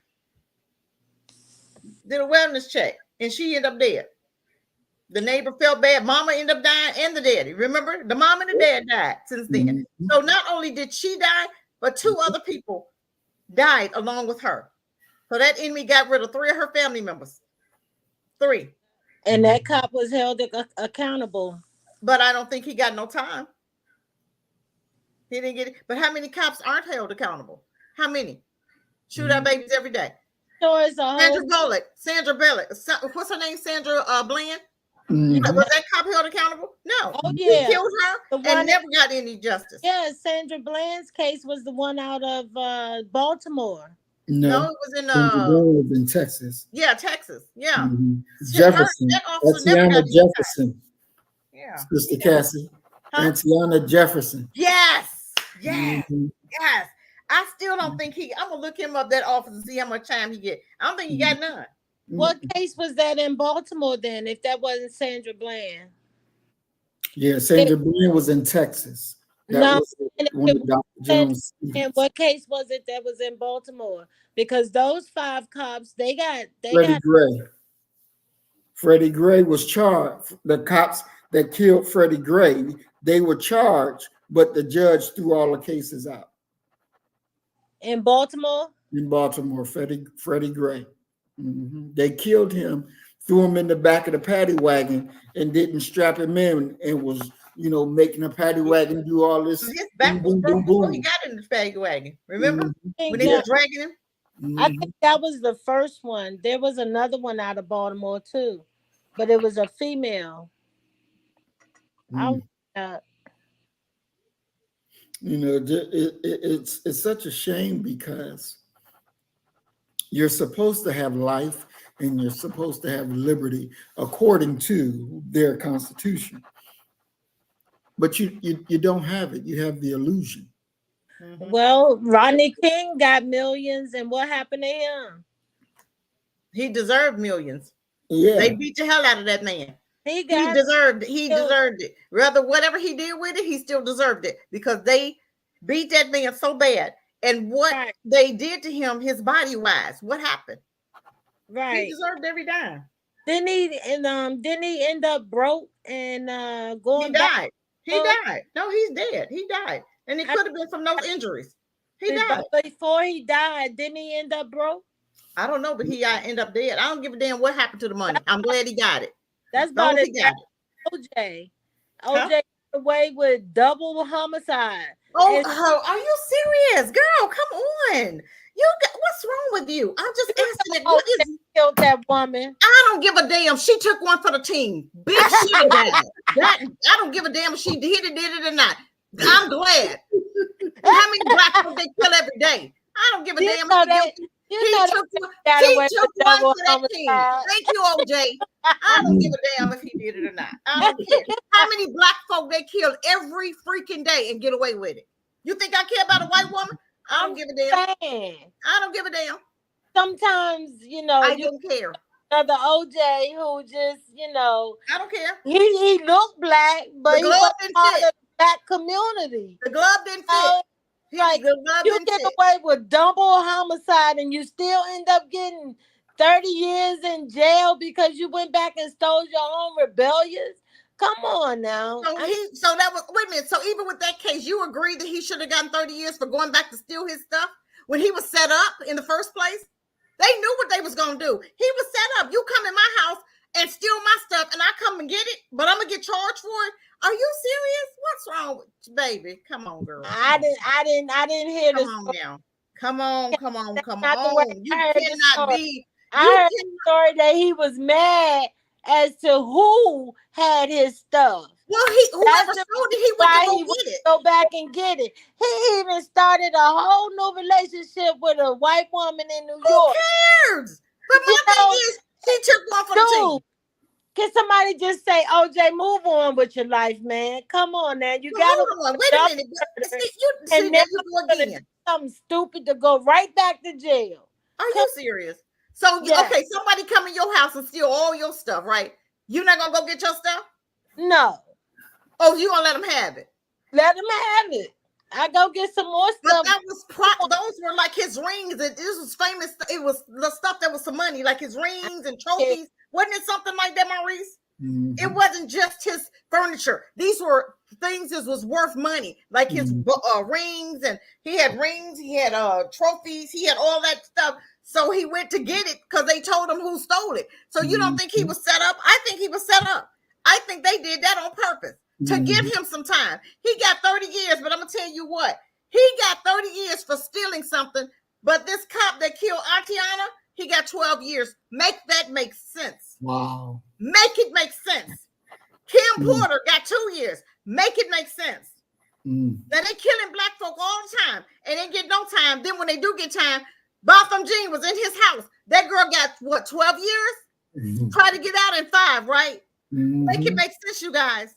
So you kill a black person, you get under 20 years, but then you steal some stuff, your own stuff, and you get 30 years. Make it make sense. They gave him that time because he got off for that white woman's murder. That's what that was. That was all that was about.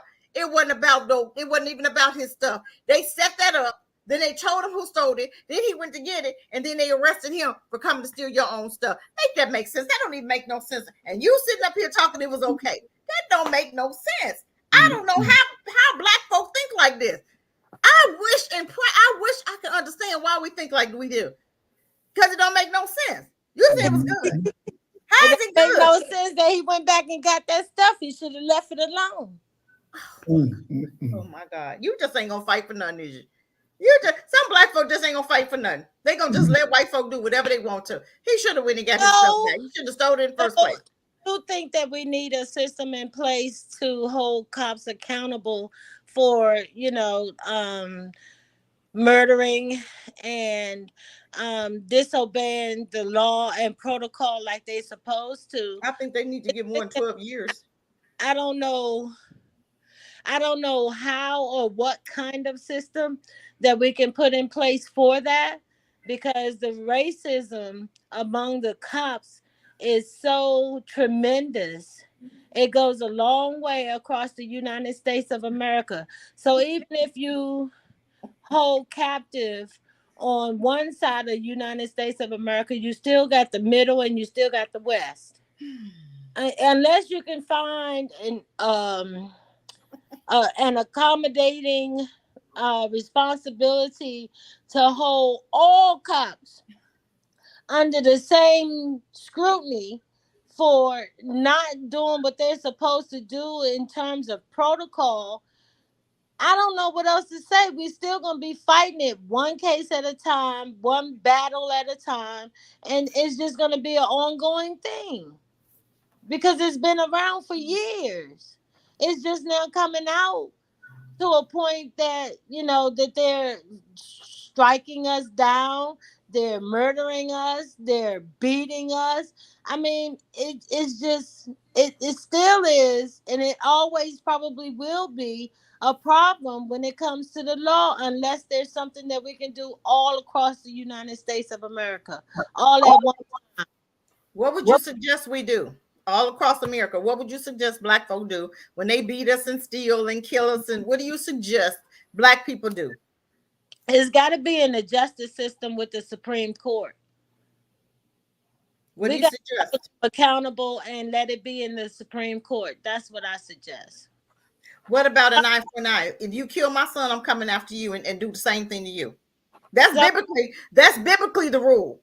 The same way we come out with capital punishment laws, they still should have a cop law that a cop is going to have to follow and go through protocol. And if they are found to be guilty or responsible for not following the state protocol to be a cop. Well, we see that that's not happening. So we as black people have to take things into our own hands. Revolution is not going to change things are not going to change without bloodshed, period. Things are not going to change without us actually getting busy down in the dirt to change it. The Civil Rights Bill was passed when black folk was burning some shit down. That's what changed. Nothing changes without you snatching it. You have to take it. Maurice, if you don't take it, it's not going to change. Maurice, we need a legislation. We need what is it going to say? That they're going to stand up to it. Because we've already got legislation. There's a law already on the books that says you should not murder somebody. So what more you want us to do? Then how do we execute that to a point that we are holding cops accountable across we don't do unto them as they do unto us? You're and Sister Cassie is 100% right. You're going to have to start to kill the police. That's just the bottom line. That's too much for her. Oh my God, you just blew it. That right there. Oh my God, honey, you are on your own. If you want her to get out and fight, you are on your own. Child, I ain't got nothing to do with that, y'all. I don't know. I ain't got nothing to do with that. Cop. You gonna be see? Cop. No. So they hurt your family. What you gonna do? They hurt your son, your child. I'm probably going to reach out to organizations or someone who can assist me with being able to hold this cop accountable. Okay, so a lot of deaths with our children have been happening, and nothing's been done about it. And families have tried. Families have Trayvon Martin's family. Who was that? Who was the other little boy? Come on, it's so many kids. Who was the 12-year-old? Trayvon Martin's. No, who was it's the 12-year-old that died? The 12-year-old. What was that? In Ohio. Huh? The brother in Ohio. What was the 12-year-old little boy? He had a plane. Right. Yes, Tamir Wright. I'm sure his mom would love to have that. I'm sure she would like to get some justice. No justice ever come to her son for her son's death. No, none. Okay, it's so many more. Michael Brown, no justice. Okay, we can name a whole list of all these babies, black men that have died. No justice. We rioted when it came to Michael Brown case. That was one, but guess what? All of those leaders died. All of them activists, they died. All of them. The leaders in that case, all of them died. Well, the dad didn't help any by telling everybody to burn stuff down. But we still marched. We marched in Atlanta. We marched a lot. Okay, what does marching do? Has anything changed for marching? I can only say it brought more. Exactly. I think. Okay, and did anything change with your attention? Did it change anything? Did Black Lives Matter come out after the Michael Brown case? Black Lives Matter is not for black people. It's for transgender homosexuality. That's George Soros. Do you know who he is? George Soros is the LGBT man who came up. It's backed by white money. It's backed by white folk. It's backed by George Soros. It's not for black people. Well, according to the street in downtown Washington, D.C., it's a big old block that says Black Lives Matter. But what changed? Just because you're painting a street doesn't mean anything changed. So what? So what? What did Black Lives Matter change? Did they stop killing black people? It brought the cops go to jail. It brought attention. What did it change? I don't give a damn about some attention. I need change. I don't care about attention. You can attention everything you want. Without change, it means nothing. You brought some attention to it. So what? No change happened. What change happened? Are they still killing black people? Yes. So what change happened? Just because I pay attention to something, I don't care. It's not doing anything. It still didn't change anything. You had a police officer, a security guard who was in a club. A white guy, somebody came in there with a gun, was shooting up the place. He tackled him. Police came and killed him. No change. Still the same thing. But he held it down. That dude died. I'm saying that it's not going to cure all of it that is happening across the United States of America. I'm saying each case is going to be handled on a case-by-case basis. However, I can't say that Black Lives Matter did not bring more attention because more people marched across the United States of America. It wasn't just in the city or the state that the crime took place, and that is helpful. Okay, what's helpful? What's helpful? What changed? To get the attention. Okay, what? Okay, you got the attention. What changed? Just answer that question. What changed? Anything changed? You got attention? Folks still dying though. So what is the you marching? You're getting attention, but nothing's changed. Does that make sense to you? Let's get their attention, but nothing's gonna change. Civil rights bill, they was burning shit down. That's what changed. Things changed when we got the bill. But you don't stop there. Black folks stop there. Right now, you can stop police officers any minute right now from killing you. And I'm gonna tell you one that it's not even violent. Hold your money. Stop shopping for Christmas. Stop shopping for Thanksgiving. Stop spending your money in America. You buy what you need. I guarantee you that'll change some stuff. Yeah. If you don't want to kill police officers, hold your money. Christmas is coming. Thanksgiving coming. Stop spending your money. Hold on to your money. Because I think that we're coming to a civil war one way or another. You know, it's going to be a civil war. But I agree with you, Cassie, because I don't think that we should go out spending our money in these shopping stores, buying these $500 tennis shoes. And, you know, The grocery stores, the prices is so freaking ridiculous. It's time for us to get some picket signs and start picketing and marching again. If there was a million man march, I'm sure we can produce a million women's march. What changed with that million man march, though? Well, it did show unity. What changed? But it showed unity. Okay. What changed? Showing unity, but no effect, no change means nothing. But it's a start. It's a start, Cassie. No, it's not a start. It's not a start. It's a nothing burger. It's a whole fat nothing burger. You got absolutely nothing from marching. You get absolutely nothing from marching. I didn't even some attention that it would be as many participants with the Million Man March as what I seen.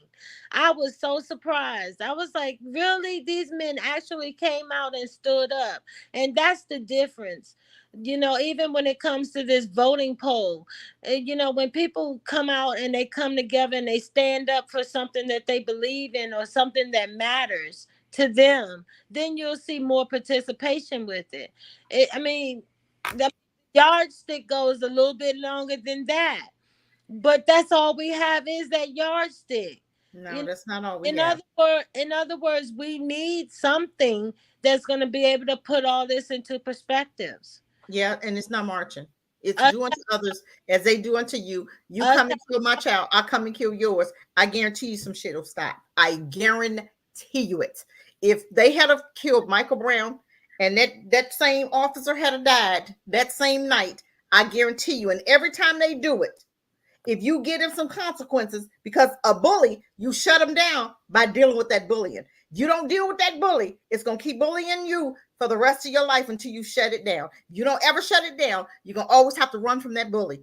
When you meet that bully, when Michael Brown's bully came and they had taken care of him, I guarantee you it would have been done. And every time they do something, they kill us, we do what we need to do, I guarantee you it will change the dynamics. I guarantee you it. Because if they know you messing with black folk, they coming. Leave them alone. That's what they would have did. And they would have left black folk alone. Because every time you take care of them, after they take care of somebody in your family, and you be like, okay, who was it? Go handle your business. It stops. It ceases. It ceases. Let me just show you an example. What movie was that? You remember the gangster? What's the gangster? He was a gangster, and the gangster embarrassed. The police officer came up to the gangster, and he was walking with his daughter. The police officer came and embarrassed the dad, right? The gangster. Gangster didn't say anything. He went to the police officer, right? And he sent his people to harass the family, right? Right. And he told, who was that? Oh my God, what gangster was he? That was you know what movie I'm talking about, right? Yeah. Mm-hmm. But the police officer stopped, didn't he? Mm-hmm. He stopped. Small or anybody? What's the name of that movie? Oh my it ain't God. Biggie Smalls? Huh? It ain't Biggie Smalls that you're talking about? No, it was a big time gangster. He was a real gangster, and he was in New York. In New York. Oh my goodness, this is gonna bother me. I think it was the Godfather of Harlem. Yes, and I'm telling you, every time somebody did something to him, he went and handled their business, and they stopped. The police officer went. He was walking with his daughter. He went up there and tried to embarrass the man. Right?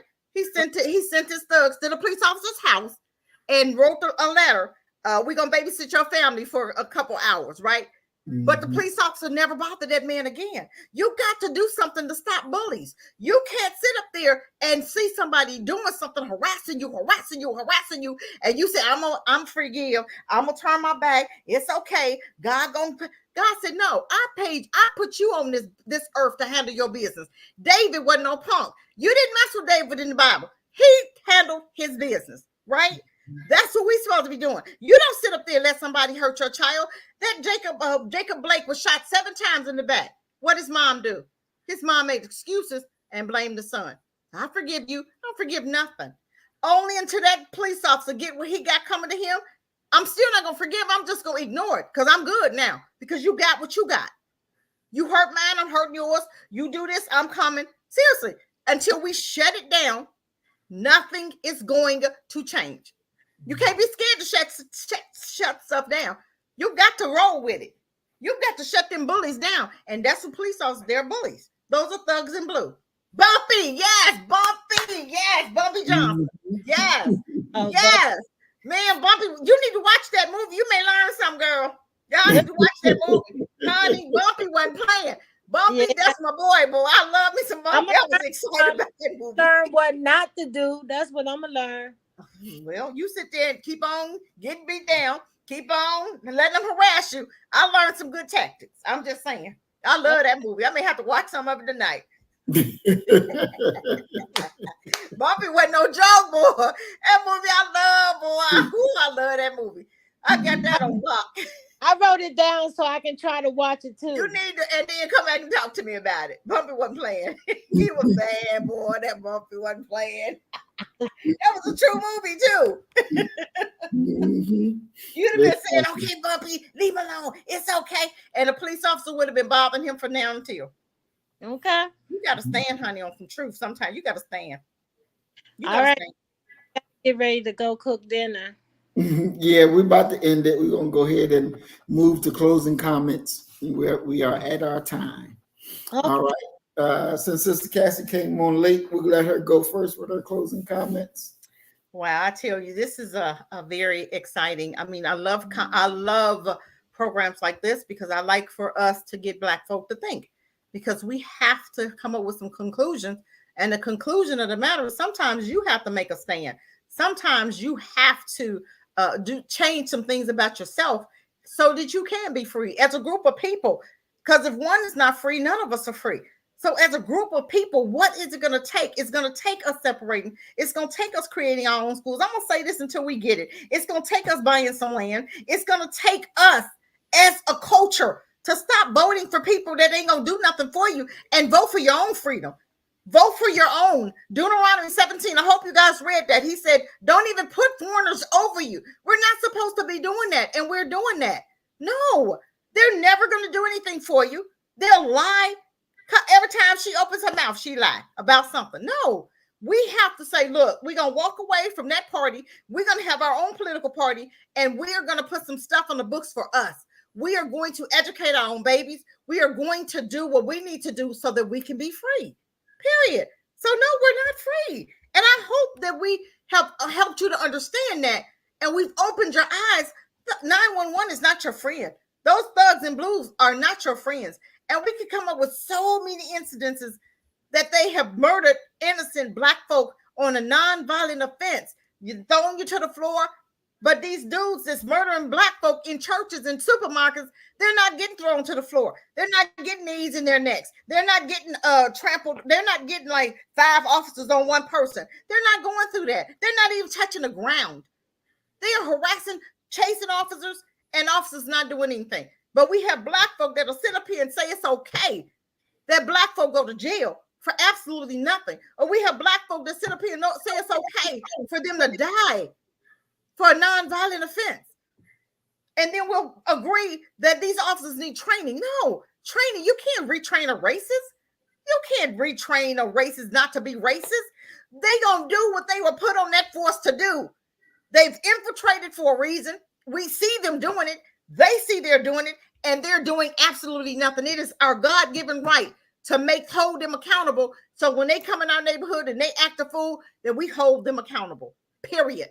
We don't sit here and just say, oh, I'm sorry, or I apologize. No, you came over here for some, let's give them the same heat that we give it each other. We turn around and give it to them thugs in blue, period. I rest. All right. Thank you, Sister Cassie. Sister Sandra? Well, Cassie, you said a mouthful, as usual. But I always. I can't apologize enough that has not been my experience.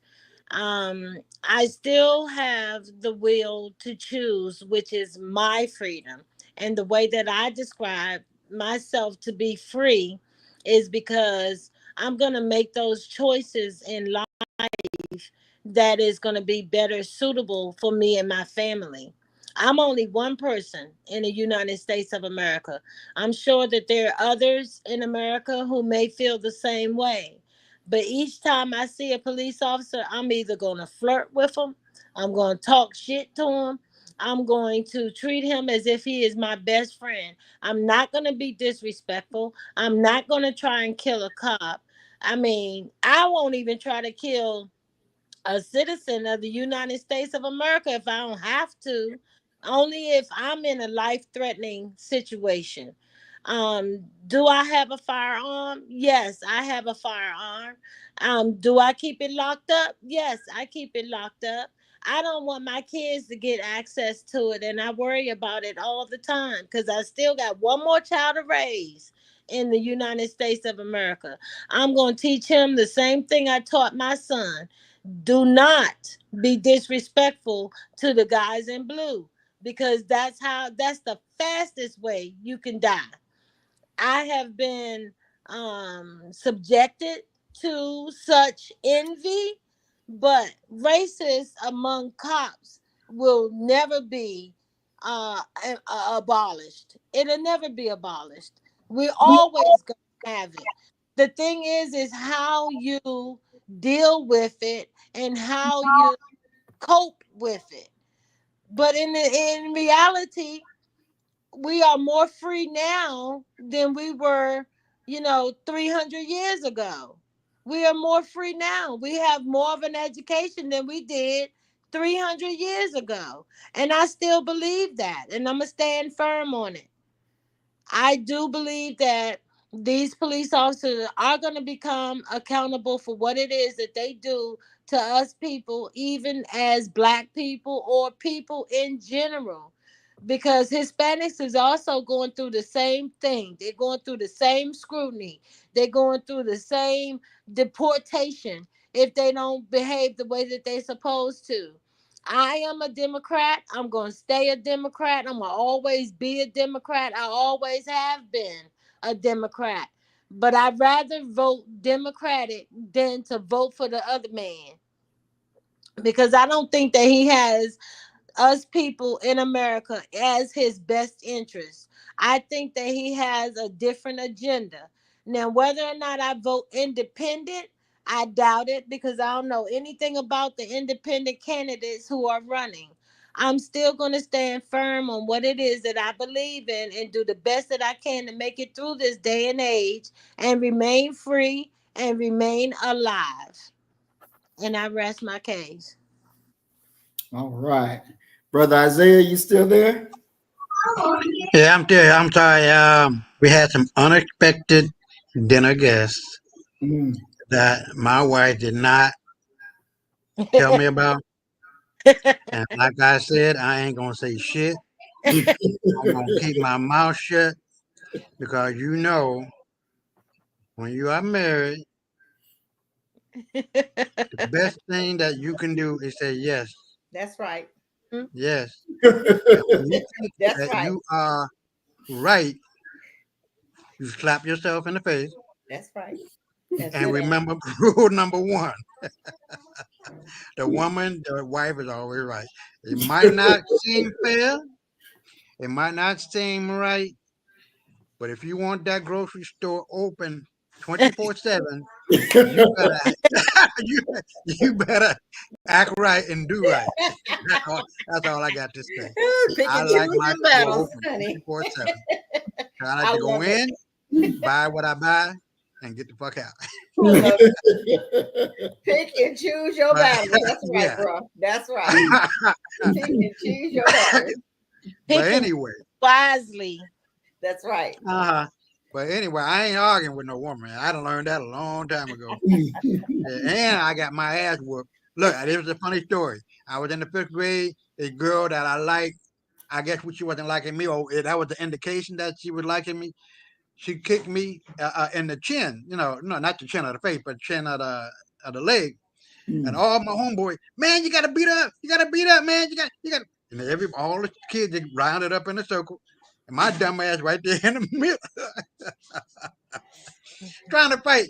Man, look, my mother, at school, I went to the office, and they sat me down, right? And I went home. My parents were there. I ate dinner like shit didn't happen. I'm like, whew, I'm not getting my ass whooped. Dude. My father didn't whoop my ass. He just had to look at me in a certain way, and then But if I needed to get my ass whooped, that was my mother's business. Yeah. 2 o'clock in the morning, I'm sleeping like a baby, and I'm feeling something hit me. And I got, God damn, my mother told my ass up, man. Don't you ever hit no girl? I did not. I didn't. I got my ass tore off, man. You feel me? But anyway, that's my funny story. That's my life. I love my mama still. She's gone, but that ass whooping, we laugh about that. The last few times that I had the opportunity to talk to, I said, "Mama, you remember the ass whooping you gave me? Which one?" I gave you a lot. And you a bad little nigga. But anyway, yeah. So I'm gonna give you two instances, and excuse me. I was at whatever. I would just finish buying whatever with my cousin-in-law, and we were outside the store about to get on our way, and we had to put whatever she bought on the roof of the car. So the cops come and they're asking, whatever. I don't forget what it was, but anyway, there was a black cop and a white cop. Real story. Excuse me, I got the hiccup. So the black cop looking all indignant and shit, and I'm looking at him like, what's up? And excuse me, and the white cop was standing there, cool. Make a long story short, the white cop stopped, not a Chicago police, but a suburb police, stopped the black cop, the Chicago police, from beating my ass. For whatever reason, I don't know, because I told him, look, we're not doing anything, man. What's your problem? And he got an attitude, the black cop. And to make a long story short, the white cop was there, and he stopped all that bullshit. I'm not trying to say one way or the other. I'm just saying. Excuse me. The other situation is that in America, even in a situation like that I was in, it's very uncommon. Very uncommon. You can run into policemen or police women who have good intention and they do their job. It's a very stressful job, but I'm not going to make no excuses for harming anyone outside the norm or shooting anyone outside the norm. We all know on this show that there are KKK infiltrated within the police. There's a brother who was an ex Secret Service agent who wrote a book. I forget, but he got a famous YouTube channel, and he talking. And his name of his book, "You're Still a Nigga in the Secret Service" or something along that line. But I'm gonna send that to you, Sister Cassie and Brother Marie, this guy. But anyway, it really depends, and it's sad to see that that our policemen are allowing the bad ones to do what they do and never arrest anyone. I've seen some good cops arrest bad cops. That's not common.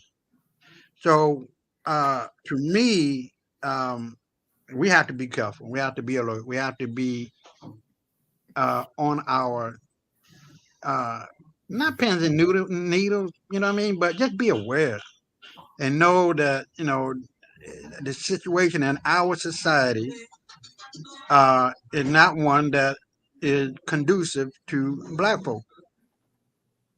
Now, with that being said, here in the Dominican Republic, I saw a brother slap the shit out of a of a cop, not a white cop, but of a cop, a black cop, Dominican cop, slapped the shit out of him. The other day, I mean, not like a little slap. I mean, from California down to Mississippi up to New York. I mean, slapped the, and I swear for God, man, all they were doing was just scrapping. And all the other Dominican cops We're just standing around, just looking. I'm like, what? God damn! Now, if that shit had happened in America, you know, goddamn well what would have. He would have got his ass whooped. Huh? Oh, okay. Well, yeah, she told me to go into the living room because I'm up here in the bedroom because they just left. But anyway, man, you know, it just really depends on where you are. I never had a police do anything to me outside of the norm.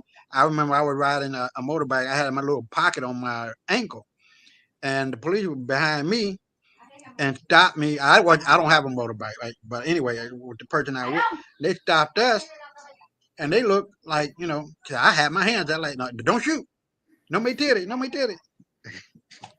But anyway, they didn't. They like what you got in your little pocket on your ankle. They must have thought it was some drugs or something. They just had my credit cards in it and stuff anyway. But it really depends, man. But here, you know, you don't get that you know, you don't get that anxiety here. You just don't.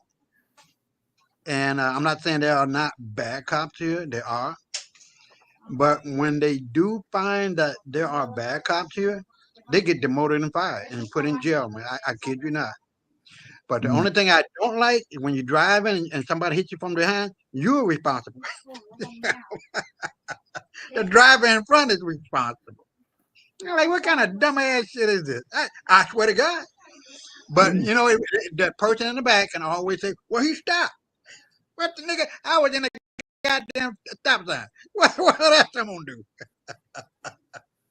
But that's life, man. You know what I mean? I've been to a lot of different places, seen a lot of different police.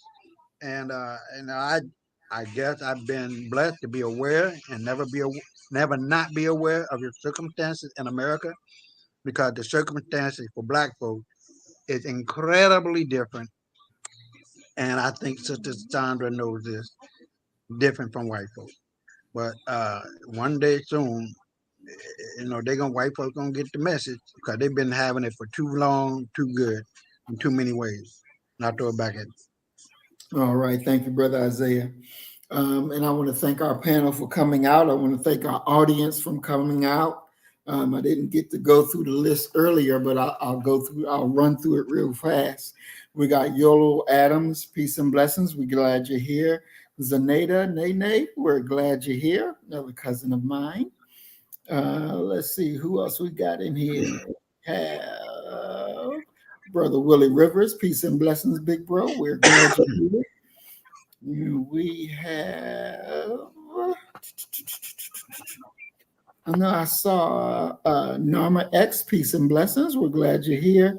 Michael Perry, peace and blessings. We're glad you're here. Earth Angel 1105 Remix, peace and blessings. We're glad you're here. Earthman, peace and blessings. We are glad you are here.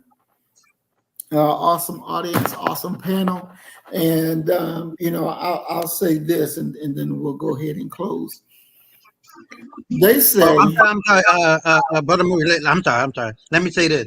Next Saturday, I hope that I have this guy who wrote the book, The Bell Curve, on, if he's man enough to come up on my show. That's what I've been waiting on, man. I hope so. And then this guy named Fuentes, some racist motherfucker.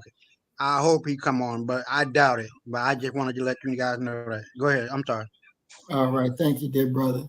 They say, President Obama and different other people have said it before, that there's never a reason to kill a police officer. I don't care what they do. There's never a reason.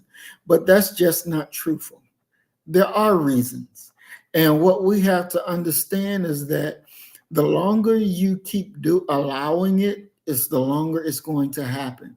They say that you can oppress somebody to the limits that they are willing to accept. I'll say it again. They will oppress you to the limits that you accept. When you decide to say, this shit is over with, I ain't doing this no more, guess what? It all ends. It all ends. You have to decide that enough is enough. Sincerely, you have to make that decision. And we didn't get to show it today, but I wanted to run through some video clips, and hopefully, maybe we can get to it on Monday if we can come back on Monday. And I wanted to show you different aspects of how your freedom is really being taken from you, and you don't even realize it, because truly you're not free. We're truly, we are not free. They give you these certain allowances that you can go, but the reality of freedom and really being free, we have not seen, we have not tasted, we have not held. But hopefully in these video clips that we'll show, where you can see that it affects the home and it affects the mind. And as long as they can control you in the mind, they'll be able to control you forever and ever. And their control has to end. God would never change the condition of a people until they change themselves. You got to make some changes in the way you think and the way you act, so other things will be able to change. I know for me, I've had enough of that foolishness. I can't vote for no white man or white woman to be my ruler. They ain't fit. So that's why we should know that we got to be those in those office chairs and trust and believe. As some of y'all think, oh, Brother Muhammad, you'll never get in there because the way you talk about white folks and you show your face and it's always on video and they going to bring it up. And I say, they sure are going to bring it up. And I'm going to say, you're damn right I said it. And you're damn right I meant it. And I guarantee you our people will be like, yes, that's right. I'm going to vote for him. I'm going to vote for him. Because they understand this is what we really need. This is what we really need. So don't run from it. Run towards it. This is what we have. This is who we are. So as we always say, you kill the nigga in you, I'm going to kill a nigga in me, and our God will reign supreme. We are black folks today, tomorrow, and forever. And stay black. Love your family, and next time. Oh, yeah. Don't see me, but I'm here. I'm always here. I'm like God, nigga. So you better get the message and get it straight. You're going to need some bridge work. It's simple as that. Because we're living in judgment. We're living in implementation.